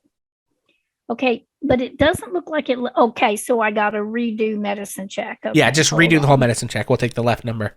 14. 14 is sufficient. You stabilize Thorin. Thorin, you no longer have to make death saves. You are still unconscious. You don't have any hit points at this moment. But that will take us out of initiative. Okay, did he get hit points from anybody in chat? He did. We will handle those when he regains hit points next, which will take... hang on. An indeterminate number of hours. Oof. So basically what happens, Thorin will be unconscious for several hours because you guys don't have any magical way to heal him. But when he does, when he regains consciousness, he will gain 1 hit point plus the hit dice you guys that he was allowed to roll. Ironically, I'm the healer. Yeah. Bad things happen. Healing word. Wanderous hasn't never been in a situation like this, which he then says, I have never experienced this before. What happened? It seems that the armor was animated, and as soon as somebody came in within range, it came to life. Is there anything you can do for Thorin?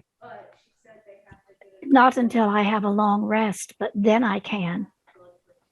Oh, can I do it after a short rest? What happens to druid? Don't druids get their stuff back on short rest? They get their wild shape back, and if you're Circle of the Land druids, I think you can get spell slots back, but no, your type of druid does not get any spell slots back on a short rest. Okay, in 8 hours I can do something. And he will, you guys would medically know almost certainly that Thorin is going to wake up before then. he's been knocked unconscious, but he's been stabilized thanks to that medicine check. So he will wake up in some number of hours, but you guys, unless you do another medicine check, probably don't really know when that will be. So you basically at this point have the choice: do you sit here and wait, in which case we can kind of hand wave it, provided nothing else comes to kill you, or you can sort of carry Thorin with you, but that does risk you getting into another combat while Clorin's unconscious. Well, considering that we didn't run anything into anything on the lower floors, do you guys maybe want to go back to that library and rest up there? Yes. Because as soon as we walked up to this floor, this is what happened. So let me carry Thorin, and we'll go down. Yeah, before we go down, I'm gonna do an Arcana check on the armor. Okay. Just to see if I can figure out anything, if it seems familiar. Yeah, go for it. Cool. Ouch. It's a 9. I mean, it was animated by magic. That's probably either some kind of transmutation or conjuration. You're not exactly sure if they like bound a soul to the armor, although it didn't speak or anything. So I'm gonna use chat inspiration on this, just because I'm very curious. Okay. There That's we go. a 17. Okay. Yeah, so this was animated armor. Let me right quick pull up its stat block and see what I can tell you about it. This is a pretty common thing that mages do. It's a construct. It's just like a suit of magically animated plate armor. And they essentially are dumb. Like they're given a directive, right, by whoever created the armor to do a thing. Usually it's to guard something, or, it's attack intruders who come into my wizard tower, that kind of thing. So you get the sense that it was told to stand at the top of the stairs and attack anyone that came up the stairs. You wouldn't really have a sense of what enchanted it. That's not something that is really particularly easy to find out. So, Okay. But it's just like a construct that was being used to guard this floor for some reason. Gotcha. Onyx has chat inspiration back, thanks to Brad. Go, baby. On these, honestly, this one, every time you guys spend it, people are going to get it back.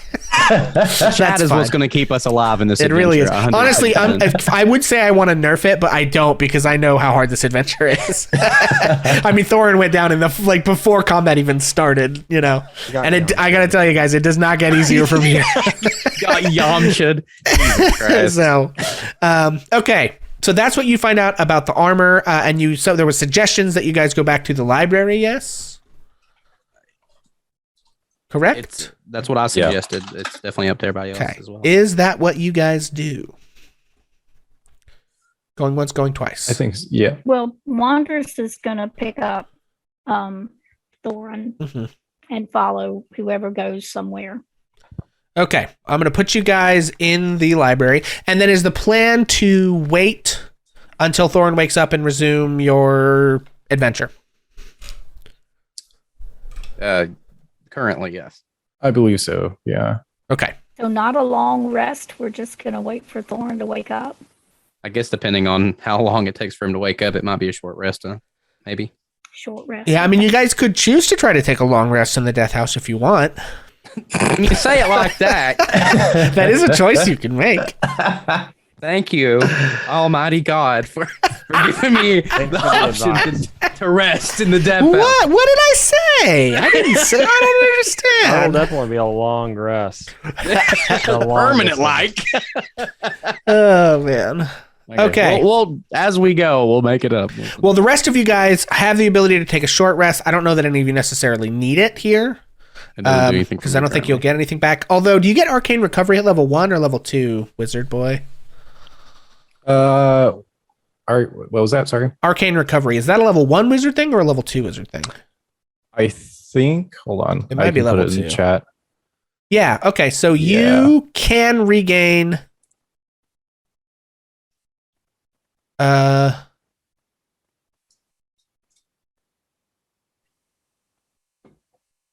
Round it up. Yeah. So you can regain that spell slot you used for Magic Missile during your short rest here. Yes.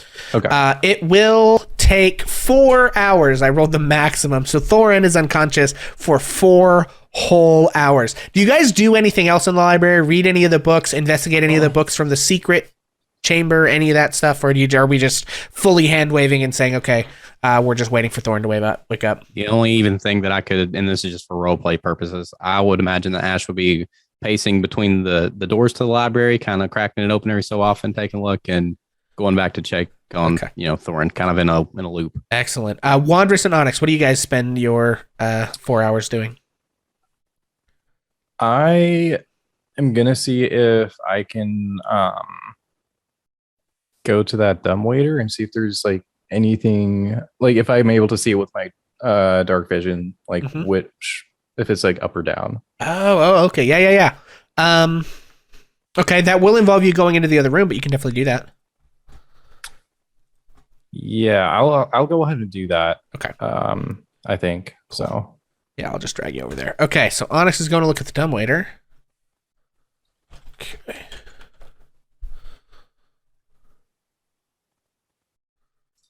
Let's see.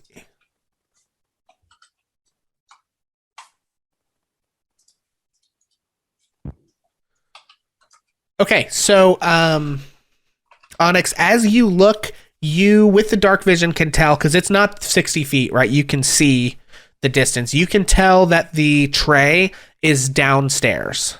It's at the level below you. Gotcha. Okay.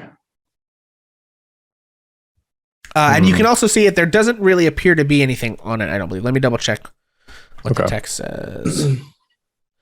Yeah, it seems to just be a wooden box. Oh, it's a box. So you actually couldn't see what's in it. What you see is the rope attached to the top of some wooden box. Gotcha. Okay. I'll just check it out, and then I'll just go ahead and go back to the library again, just to let them know that I just noticed the dumbwaiter down there. Okay, and Wandress, what do you do? Ash, I don't exactly understand why you're walking back and forth.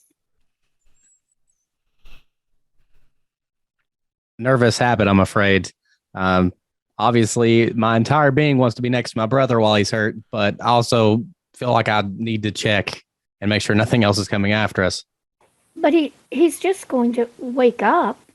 He's going to be all right. Right? But when you care about someone, Wondrous, you can't help but to worry about them. Care about them. So is that something that brothers do? Brothers, families, hell, even friends can definitely care about one another. Friend.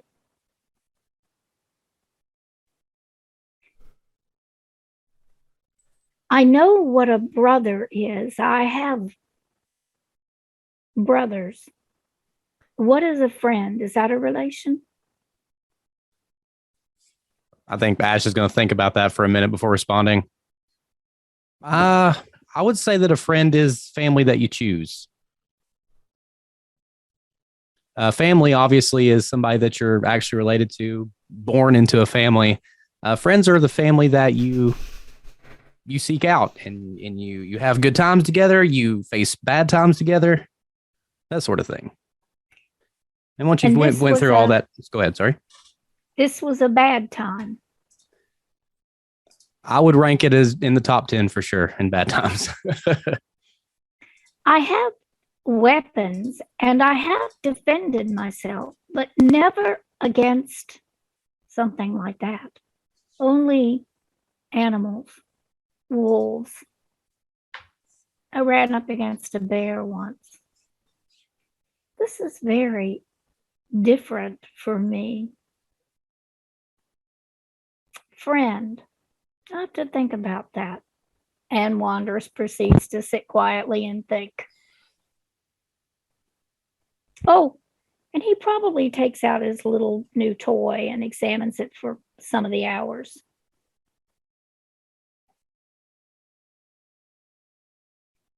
Okay, excellent. Yeah, make a. I'm gonna say make an investigation or survival check.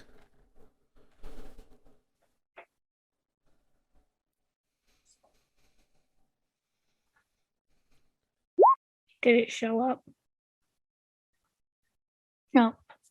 Oh, phooey. I'm going to use my. I think somebody better give me chat inspiration.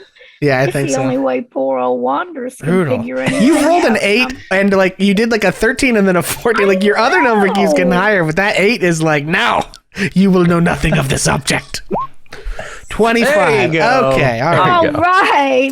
Woohoo, woohoo. So Wondrous, as you investigate this object, you can begin to see the patterns of the stars in the delicate like artwork of the gears and the twisting. It's like the dimples that you see relate to these stars.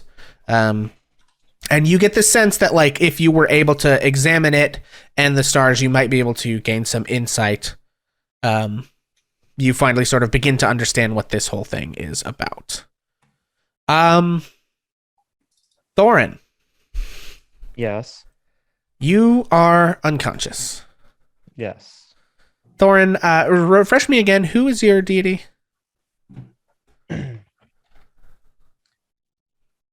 Oh crap. Helm? Yeah, Helm. Helm. Okay. Yeah, so Thorin, you are unconscious, and very slowly you sort of come to an awareness of yourself in a kind of gray, sort of formless void. Okay. You can't really feel anything. It doesn't feel like anything. There's no wind. There's no ground. Nothing is pressing on your body. But somehow your consciousness is aware. Okay. What do you do?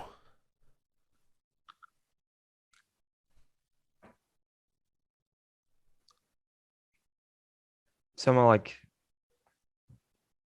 in a room I can like see. Yeah, so if you try to like look around, you quickly notice that like your brain is like doing the things that would move a head on a neck, Yeah. but you can't really feel a body, and the sort of endless grayness of the space that you're in, like there's not really any frame of reference to be able to tell if you're, if you're actually doing the thing, right? Right. But you're trying to look around, and very, very slowly,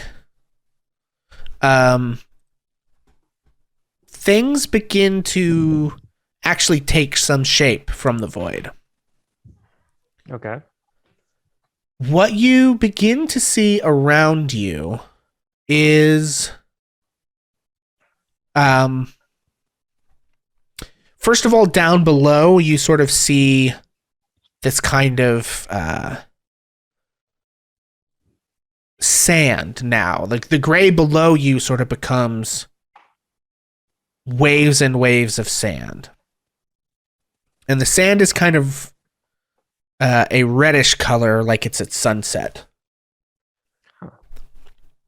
And as you continue to look around, now you have this frame of reference. You still don't feel a body, but as you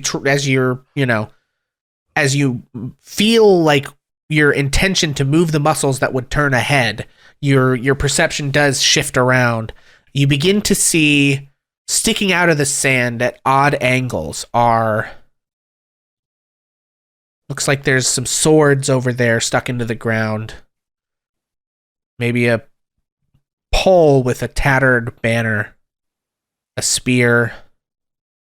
And as you continue to look, you see that what appears to be a battlefield is sort of unfolding around you. But no one is here, no one is fighting. is just sort of like the remnants of, of war. So, do I recognize any of the banners? You can see, you can see one of the banners appears to have, a gauntleted hand with an eye on the back of the hand, waving in the wind. Recognize that from anywhere? Yes, that is actually the symbol of Helm. Okay. And as you continue to look around, you can see, mixed in and amongst the sand are fallen bodies of warriors of all sort of different stripes and different like types of armor, different surcoats with various different things emblazoned across of them, none of which you recognize. And as you are looking around, you sort of feel a presence next to you, behind you a little bit. I'm going to turn around. You turn around and see, you probably, the only real way you would have to describe it would be an angel. You see this figure, humanoid with massive wings. It kind of has reddish toned skin and hair, and it carries a massive sword. I'm going to bow, just out of respect. Yeah. And it turns and it says to you, it's like when it speaks, you would expect the voice of an angel, and this is clearly some sort of warrior angel. Actually, make a religion check for me. 19. Yeah, you can recognize this is a solar. This is like the most powerful type of angel. It's like literally one step down from a deity, right? Right. You would expect the voice of a creature like that. They're known to be like these warriors of heaven. They are extremely powerful, extremely hard to like summon to the prime material plane or whatever like that. So but they kind of are like known. Go ahead. An archangel. So kind of like the archangel Michael, to put it into like. Yeah, exactly. Okay. And so this thing, they are known to be capable to be summoned in the prime material plane in extremely dire circumstances, and they are incredibly powerful warriors that turn the tide of entire battles, right? They do crazy, crazy stuff. You would expect the voice of a being like this to be this like loud, booming, resonant, thing that would like wash over and through you in a way that like you'd feel, kind of in your soul or whatever. But it sounds like distant and hollow instead. But it looks down from you and says, "You're a long way from home." So thinking back, like when we were in the woods and I tried to, pray to Helm, it was kind of the same thing, kind of distant. Right.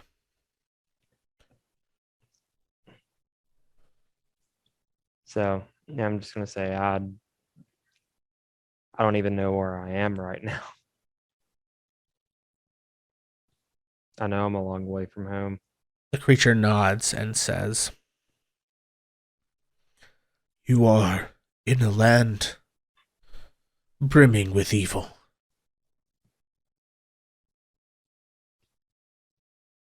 Kind of figured that one out. You are not ready. How do I get ready? It is hard to see.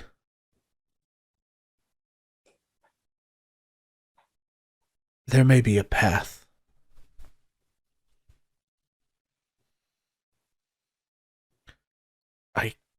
I can't see much, and we can't reach there. And you can, again, it's like it's so faint and fading. Right. And he says, The only help I can give you is this. Find the wise woman. Find the wise woman. Find the wise woman. Do you know where I can start to look for the wise woman? The tents. The tents. And then you wake up and you're in the library. Okay, and I'm just gonna like start freaking out, like trying to like go for my weapons or something. Yeah. So mechanically speaking, you regain 1 hit point, plus roll a hit dice, add your constitution modifier, and you regain that many hit points on top of it. Okay, so one step at a time because math's hard. So Yeah. roll a hit die. Yep. Okay, so 10. the 10 is fine. It already added your con mod for you. So you regain 11 hit points total. Okay, and is that including the one I got from chat? Yes, the 10 is what you got from chat. So Okay, you would cool. have just had 1 hit point were it not for chat. Okay, yeah, so you come back awake and start going for your weapons. I'll leave it to you guys to roleplay this out. I definitely think that Ash, upon hearing the gasper air, is going to run, slide to Thorin's side and be like, whoa, easy. You're safe. Yeah, and I'm No. just gonna like look As around safe as we can and, be. Like it, just kind of hold on. Heads that dying. I'll just be like, what happened? Are we safe? As can be. Took a pretty nasty bump on the head from the animated armor. Kind of got the jump on you there. But we disposed of it, and we're back in the library to let you recover here. We have to find the wise woman in the tents. Excuse me. While I was unconscious, I saw a vision from Helm. We're not ready for this. We're in a land of great evil. We have to find the wise woman in the tents.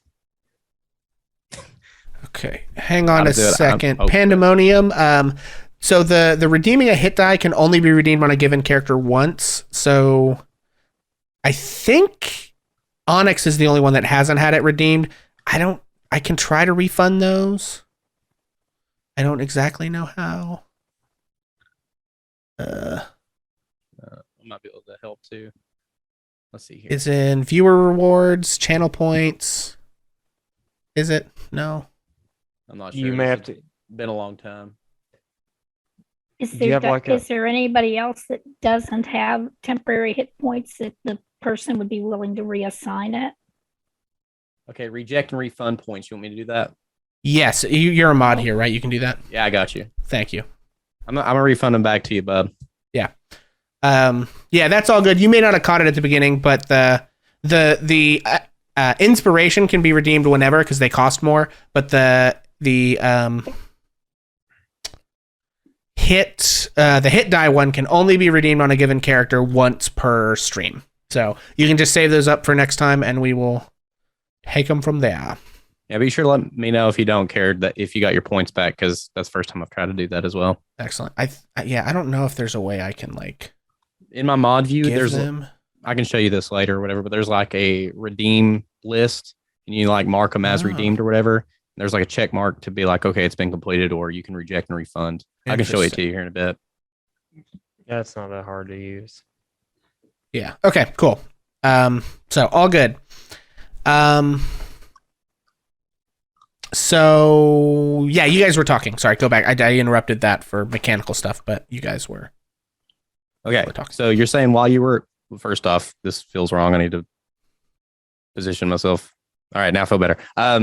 You're saying that you had a vision from Helm while you were unconscious, and we need to find the wise woman, and we got to find some tents.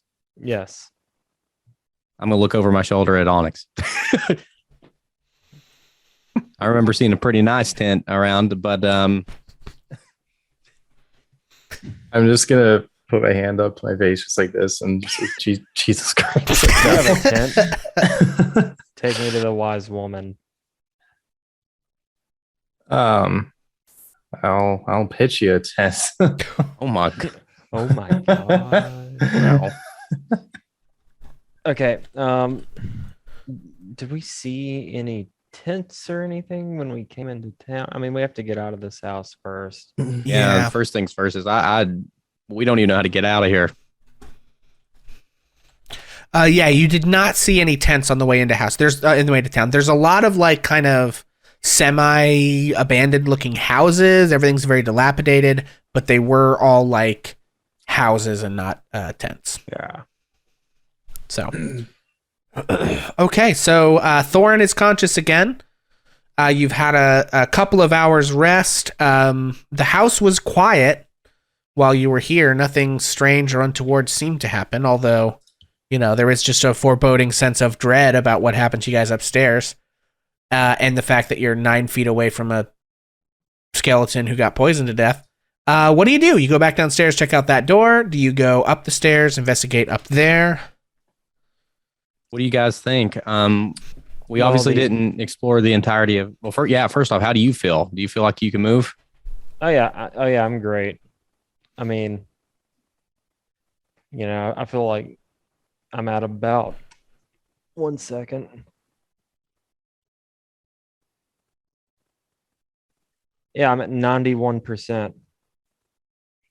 Quick maths. Okay. What do you guys think? I know that the whole bit here has been trying to find this monster that lives in the house. Do we think that upstairs is the best place to kind of get back into it? I'm definitely afraid there's going to be more. Found a monster. I'm not taking lead this time, though. I'll tell you that. Also, Nick, don't forget to speak up. Or I don't know if you have any more volume you can add on your mic. I really don't, man. Okay. Sorry. Yeah, some folks in chat were saying you were a little tough to hear. I think that was a little better, but some of the stuff during the. Yeah, I try to keep it like close to my face. Gotcha. But yeah, I know it's tough. We just want to make sure they can hear. Okay. Cool. Sorry, I interrupted again. What do you guys do? Yeah, Wondrous, I think we Onyx, go back what do you guys think? upstairs. I say we should explore upstairs because the that armor, animated armor, seemed to be protecting something when I looked at it. So I feel like we might find something valuable up there. But Well, let's hope it doesn't respawn after resting at sites of grace. All right. Would you like for me to go look? Because I can probably see when I just go halfway up the stairs if it's standing back in its place. I'm not taking lead, I'll tell you that. I think we can all go together. If Thorin says that he's fine to move, Oh, yeah, I'm good. then I think we should just carefully try this again. I Okay. will be happy to go in front, and I'll take my shillelagh and I will ready it in case Okay. that monster has rebuilt itself. Okay, so Wandrous is first. Who's next? I'll go ahead and be right behind Okay. Wanderers. And then I'll be behind. Okay. Yeah, I will. Ash bringing up the rear. Okay, cool. I'll take. the rear. Yeah, Wandrous, you make your way up the stairs. And the armor is still in a pile. It does not appear to be reanimated. The armor is still broken. Okay, we're good. Well, thank the gods for that. Thank So, you, Helen. DM, what I know there's an open place there. Are these other little markings windows or doors? There are no windows that you can see. There are 2 doors on the one's on the Okay. south, one's on the west. There's a little bit of one to the north.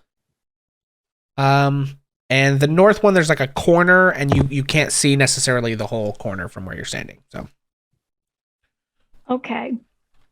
Well, I don't think Wanderous wants to get out of sight of any of the rest of his crew, so he's not going to step into that hallway.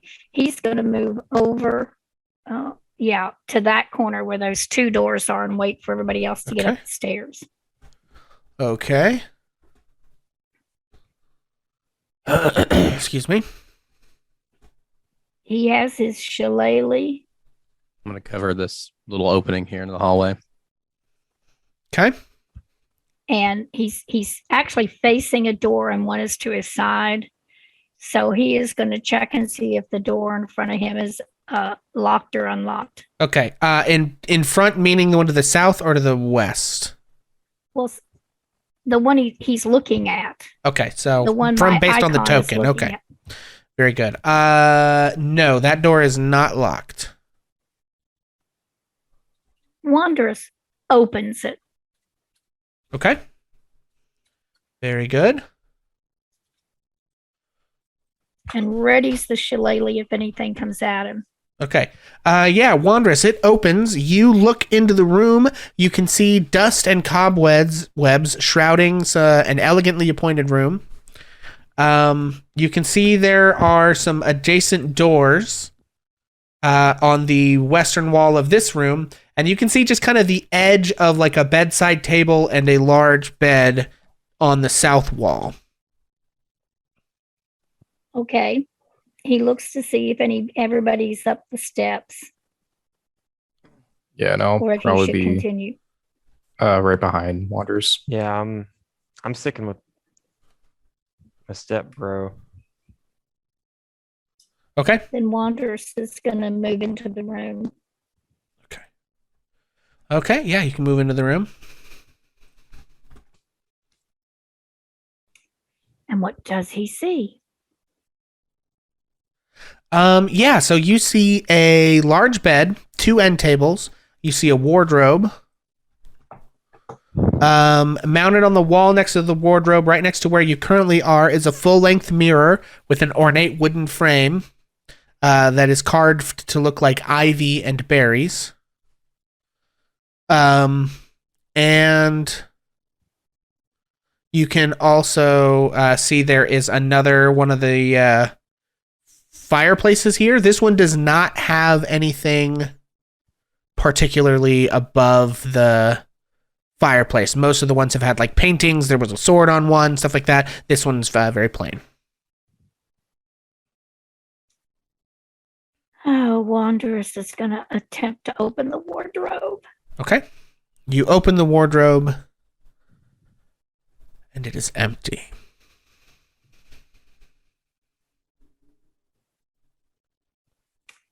Wanderous kicks the bed. Yeah, you walk over and kick the bed. It's a mattress. This is, I think, it's not like Wanderers wouldn't know this, but just general information. It's not like the nicest mattress you've ever seen in your life, but it's better than the ones in the servants' quarters. Wanderous looks back to who's standing in the doorway to Onyx. Mhm. There doesn't seem to be much in here. Do you want to try your door or should I try these two? Oh, I thought he was still outside. Oh I'm yeah, sorry, that's why I said- I can kind of walk in. Like I was kind of with you anyway, so Okay. I'll kind of like walk in cautiously and like see what you're up to, and yeah, we Should can we- check out one of your doors. I'll try the one beside me and I'm going to see if it's locked. Okay. Yeah. It is not locked. Wanderous opens the door. Wondrous, you can actually see out here is a balcony overlooking the front of the house. Does it actually go outside? It goes outside. This goes outside, Onyx. There's a balcony here. Oh wow, I'll come check this out. And Alex will come up next to Wanderers. Okay. And Thorin and Ash, are you guys staying over on the other end while they investigate this, or are you coming into the room? What are you guys doing? I definitely don't want to split up. And Wanderous shouts back. This goes outside. This door goes to a balcony. Yeah, let's move on up. Yep, let's do it. Okay. What do you guys think? Do we want to abandon this creepy house, or How Should high we- up are we? This is the 3rd floor. third story? This is the 3rd floor. Yeah. So what? 15 25, feet. 30 feet? Yeah, 25 feet. Yeah. Do you see any way of like maybe climbing down, or is it pretty hopeless? Are there sheets on the bed? Ooh, that's a good idea. Yeah, other sheets on the bed. We might be able to tear them into strips and get out that way. Well, you guys have rope too, right? You're adventurers. Some of your adventuring packs probably have rope. We do? Derp. We have ropes? If you've got like explorers packs, not every pack has one, but a lot of them stipulate they have 50 feet of hemp and rope. So 50 feet of rope would get you guys down there. Yeah. That's funny. I actually don't think I do. I do have rope for sure. Yeah, I don't think priests do, but so.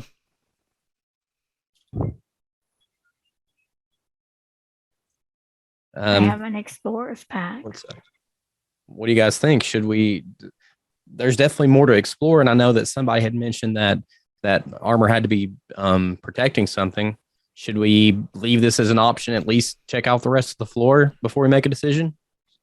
Yeah, let's do it. I think that would be best. If he can get through everybody, Wanderous is going to go back into where the busted up armor is. Okay. And there must be like a leg piece or something, right? The armor that would have covered the leg. And he's going to try to stick it into the door so it doesn't close back all the way. Okay, the one that leads outside? Yes. Okay, yeah, sure, you can do that. Well, Wanderous does that. Okay, hang on. What about the door, the other door in this room? Do we dare open Okay, it? this is not exactly right, but I'm going to like put a boot Yeah. in the door. Fair enough. And we're gonna put I'm an standing right X on next to it. I so can it's- crack it open. It looks like it may lead outside as well. Okay, so you want to open that door? Yeah. Okay. Well, you open that door, I was wrong. and you can see a nursery in there. You can see a crib covered with a hanging black shroud. Oh my. Okay.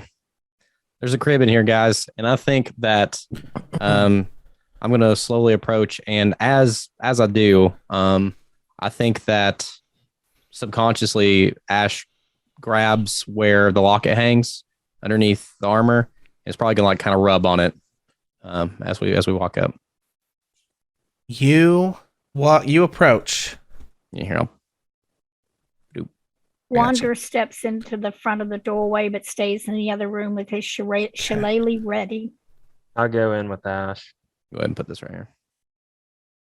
I'll stay out with Wanderers. Ash, you see a tightly wrapped, baby-sized bundle lying in the crib. Had to be me to find this. Okay.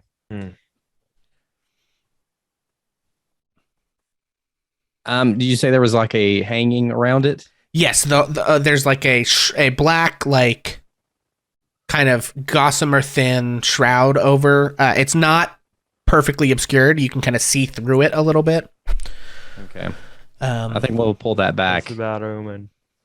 You pull it back, and you can see down into the bed. And there's like a bundle down in there, along with the blankets and everything. I can't like see a face or anything in the bundle. No, it's like fully wrapped, as if, like, I mean, it's baby sized and shaped, basically, right? But like the face is covered. Yeah. I'm gonna kind of look up at Thorin and look through the door at Wondrous and kind of nod, and You I'm look gonna through the door at Wanderous, and you see, formulating out of the mist behind him, a terrifying specter of a skeletally thin, terrified young woman, her mouth open in a soundless scream. The hair on the back of your necks and arm stands on end. She's wearing some sort of like maid or servant's outfit. And guys, Huh? that's Don't what do we're it. going to call the session, baby. We're going to roll initiative next time as you get attacked by whatever strange creature has manifested out of the darkness behind Wanderous. Oh man, these clips. Right now, That Ash a is the clip. only one who knows. There it is. I demand a refund. Whoops, God. This is the one. Okay. All right, guys. Well, thank all of you guys for hanging out. Thanks to the bonkers numbers of gifted subs, that 30 fucking subs from Hampamwich. Unbelievable. 5 from Skittle. Have We Wet gifted a sub. I think some other folks just subbed and sent bits. Thank you, Viz, from the Fizz for the bits. Thank you. I think it was Jonathan for some bits. Super appreciate all that, guys. Congrats to Skittle and Cass on the players' handbooks. I promise that's what Moobot said. I took a picture. I can't fuck it. Anyway, this episode will go up on YouTube in the next couple of days. As always, we're going to do our usual kind of outro stuff. My name is Pixel. You can find me here on Ages of Ainor. I DM this show, as well as the Siege of Castle Rend, which will be next Friday starting at 6:30. And then the next episode of this show will be the following Friday at 8 o'clock. So we kind of alternate weeks back and forth. And yeah, thank you guys so much for hanging out. It truly means a lot that you guys hang out for this very silly stuff that we do. You can also find me on Hammer and Pixel on Facebook. Let me actually do the link dump. If you guys don't know any of those spots where you can find us all there. So I'm on Hammer and Pixel, where I stream like video games and we kind of talk about literary analysis of games and stuff like that, as well as I do occasional guitar streams like we did today. And Vincent, who are you? What's your deal? Again, I'm pissed off. That's what I am. I tell you right now. Vincent Page. Y'all know me from the Facebook. It's the fun stuff. I did want to say really quick too that I know there were several peeps in chat kind of chatting with me. Sorry if I didn't get back too quick. I try when it's not my turn or I'm not like really involved in the immersion. Try to stay as immersed as possible. Sorry if I missed anybody, but I do try to chat with y'all when you come in. Thanks, Fleet Peeps, for coming over. This is so fun. I'm really glad. I know I said this last time. I'm really glad that we got to put this together. Big shout out to Pixel for I bullied him into starting another campaign so I could play again. So it's good stuff. Yeah, I'll see you guys tomorrow on the regular stream. Excellent. And yeah, thank you to you for sponsoring one of the handbooks. So we will work that out and get those out as soon as we can. Omega, you're a real person and not a character named Onyx. What's up with you? Yeah. So my name is Omega. I have been doing mostly TikTok stuff recently, so you can find me on there. Omega MT42. No special characters or anything. That's where I mostly hang out. And hang out here every other Friday. Excellent. Ozzy. So yeah, I'm here. I'm loving it. Can't wait until the next session. Hopefully I actually get some fighting in. I felt so bad you were unconscious that entire combat. Oh man. Hey, I avenged you, baby. It's fine. Sums up my life. Thanks, step bro. Excellent. And Bonus Mom. I am Bonus Mom. I am everybody's mom tonight, and oh my gosh, I wish I could make chicken soup and chicken salad and chocolate chip cookies for all of you. Thank you so much. I love this. As you can tell, I am completely inept when it comes to technology, and they're leading me through all this and saving my ass, and I'm very grateful. It's amazing because I taught Pixel everything he knows, and yet somehow I don't know everything. What's up with that? That's a pretty good joke. And next Friday night, you can see me as Perdita. I will be playing a pussycat tabaxi, and I'm going after some half orcs, and I'm not sure they're going to give me time to get my lunch. And I really need my lunch when I go to fight half orcs.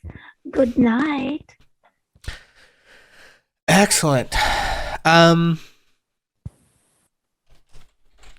Yeah, and so to wrap it all up, thank you guys for hanging out with us for this silly thing that we do on Friday nights. Honestly means more than we could say to have you guys interested in our shenanigans. The incredible generosity of the Yeet Fleet does not go unappreciated. As always, you can find us, Ages of Ainor, on Twitter and Facebook, as well as in our Discord. If you guys are interested in our stuff that we do with D&D, that tends to be where that happens. I'm going to be running a new player game, I think the 20-somethingth, looks like the 25th, I think, is what people have voted on so far. But there's opportunities for one-shots and things like that. We are trying to grow that community to where we have multiple DMs kind of running stuff, mostly one-shots that people can kind of drop in and out of, because getting ongoing campaigns together can be a super big scheduling problem, right? If people splinter off into their own campaigns and find times that work for them, that's great. But in terms of what we do, we like to try to help folks out. If you are a DM and you'd like to help run some of those games, reach out to us and we'd love to have you. If you're a player and you would like to get a chance to play, wouldn't be on stream stuff, but we do have some opportunities where even like new folks, advanced folks, whatever, will find ways to try and get you chances to play if you don't have enough D&D in your life. And finally, as always, just want to leave you with a little request from me to you. Until the next time that I see you, do me a favor, just be a little kinder to yourself than you think you deserve, because I promise it still isn't close to being more than what you actually deserve. So have a good night, everybody. Thank you so much for hanging out, and we will catch you next time. Bye. Okay.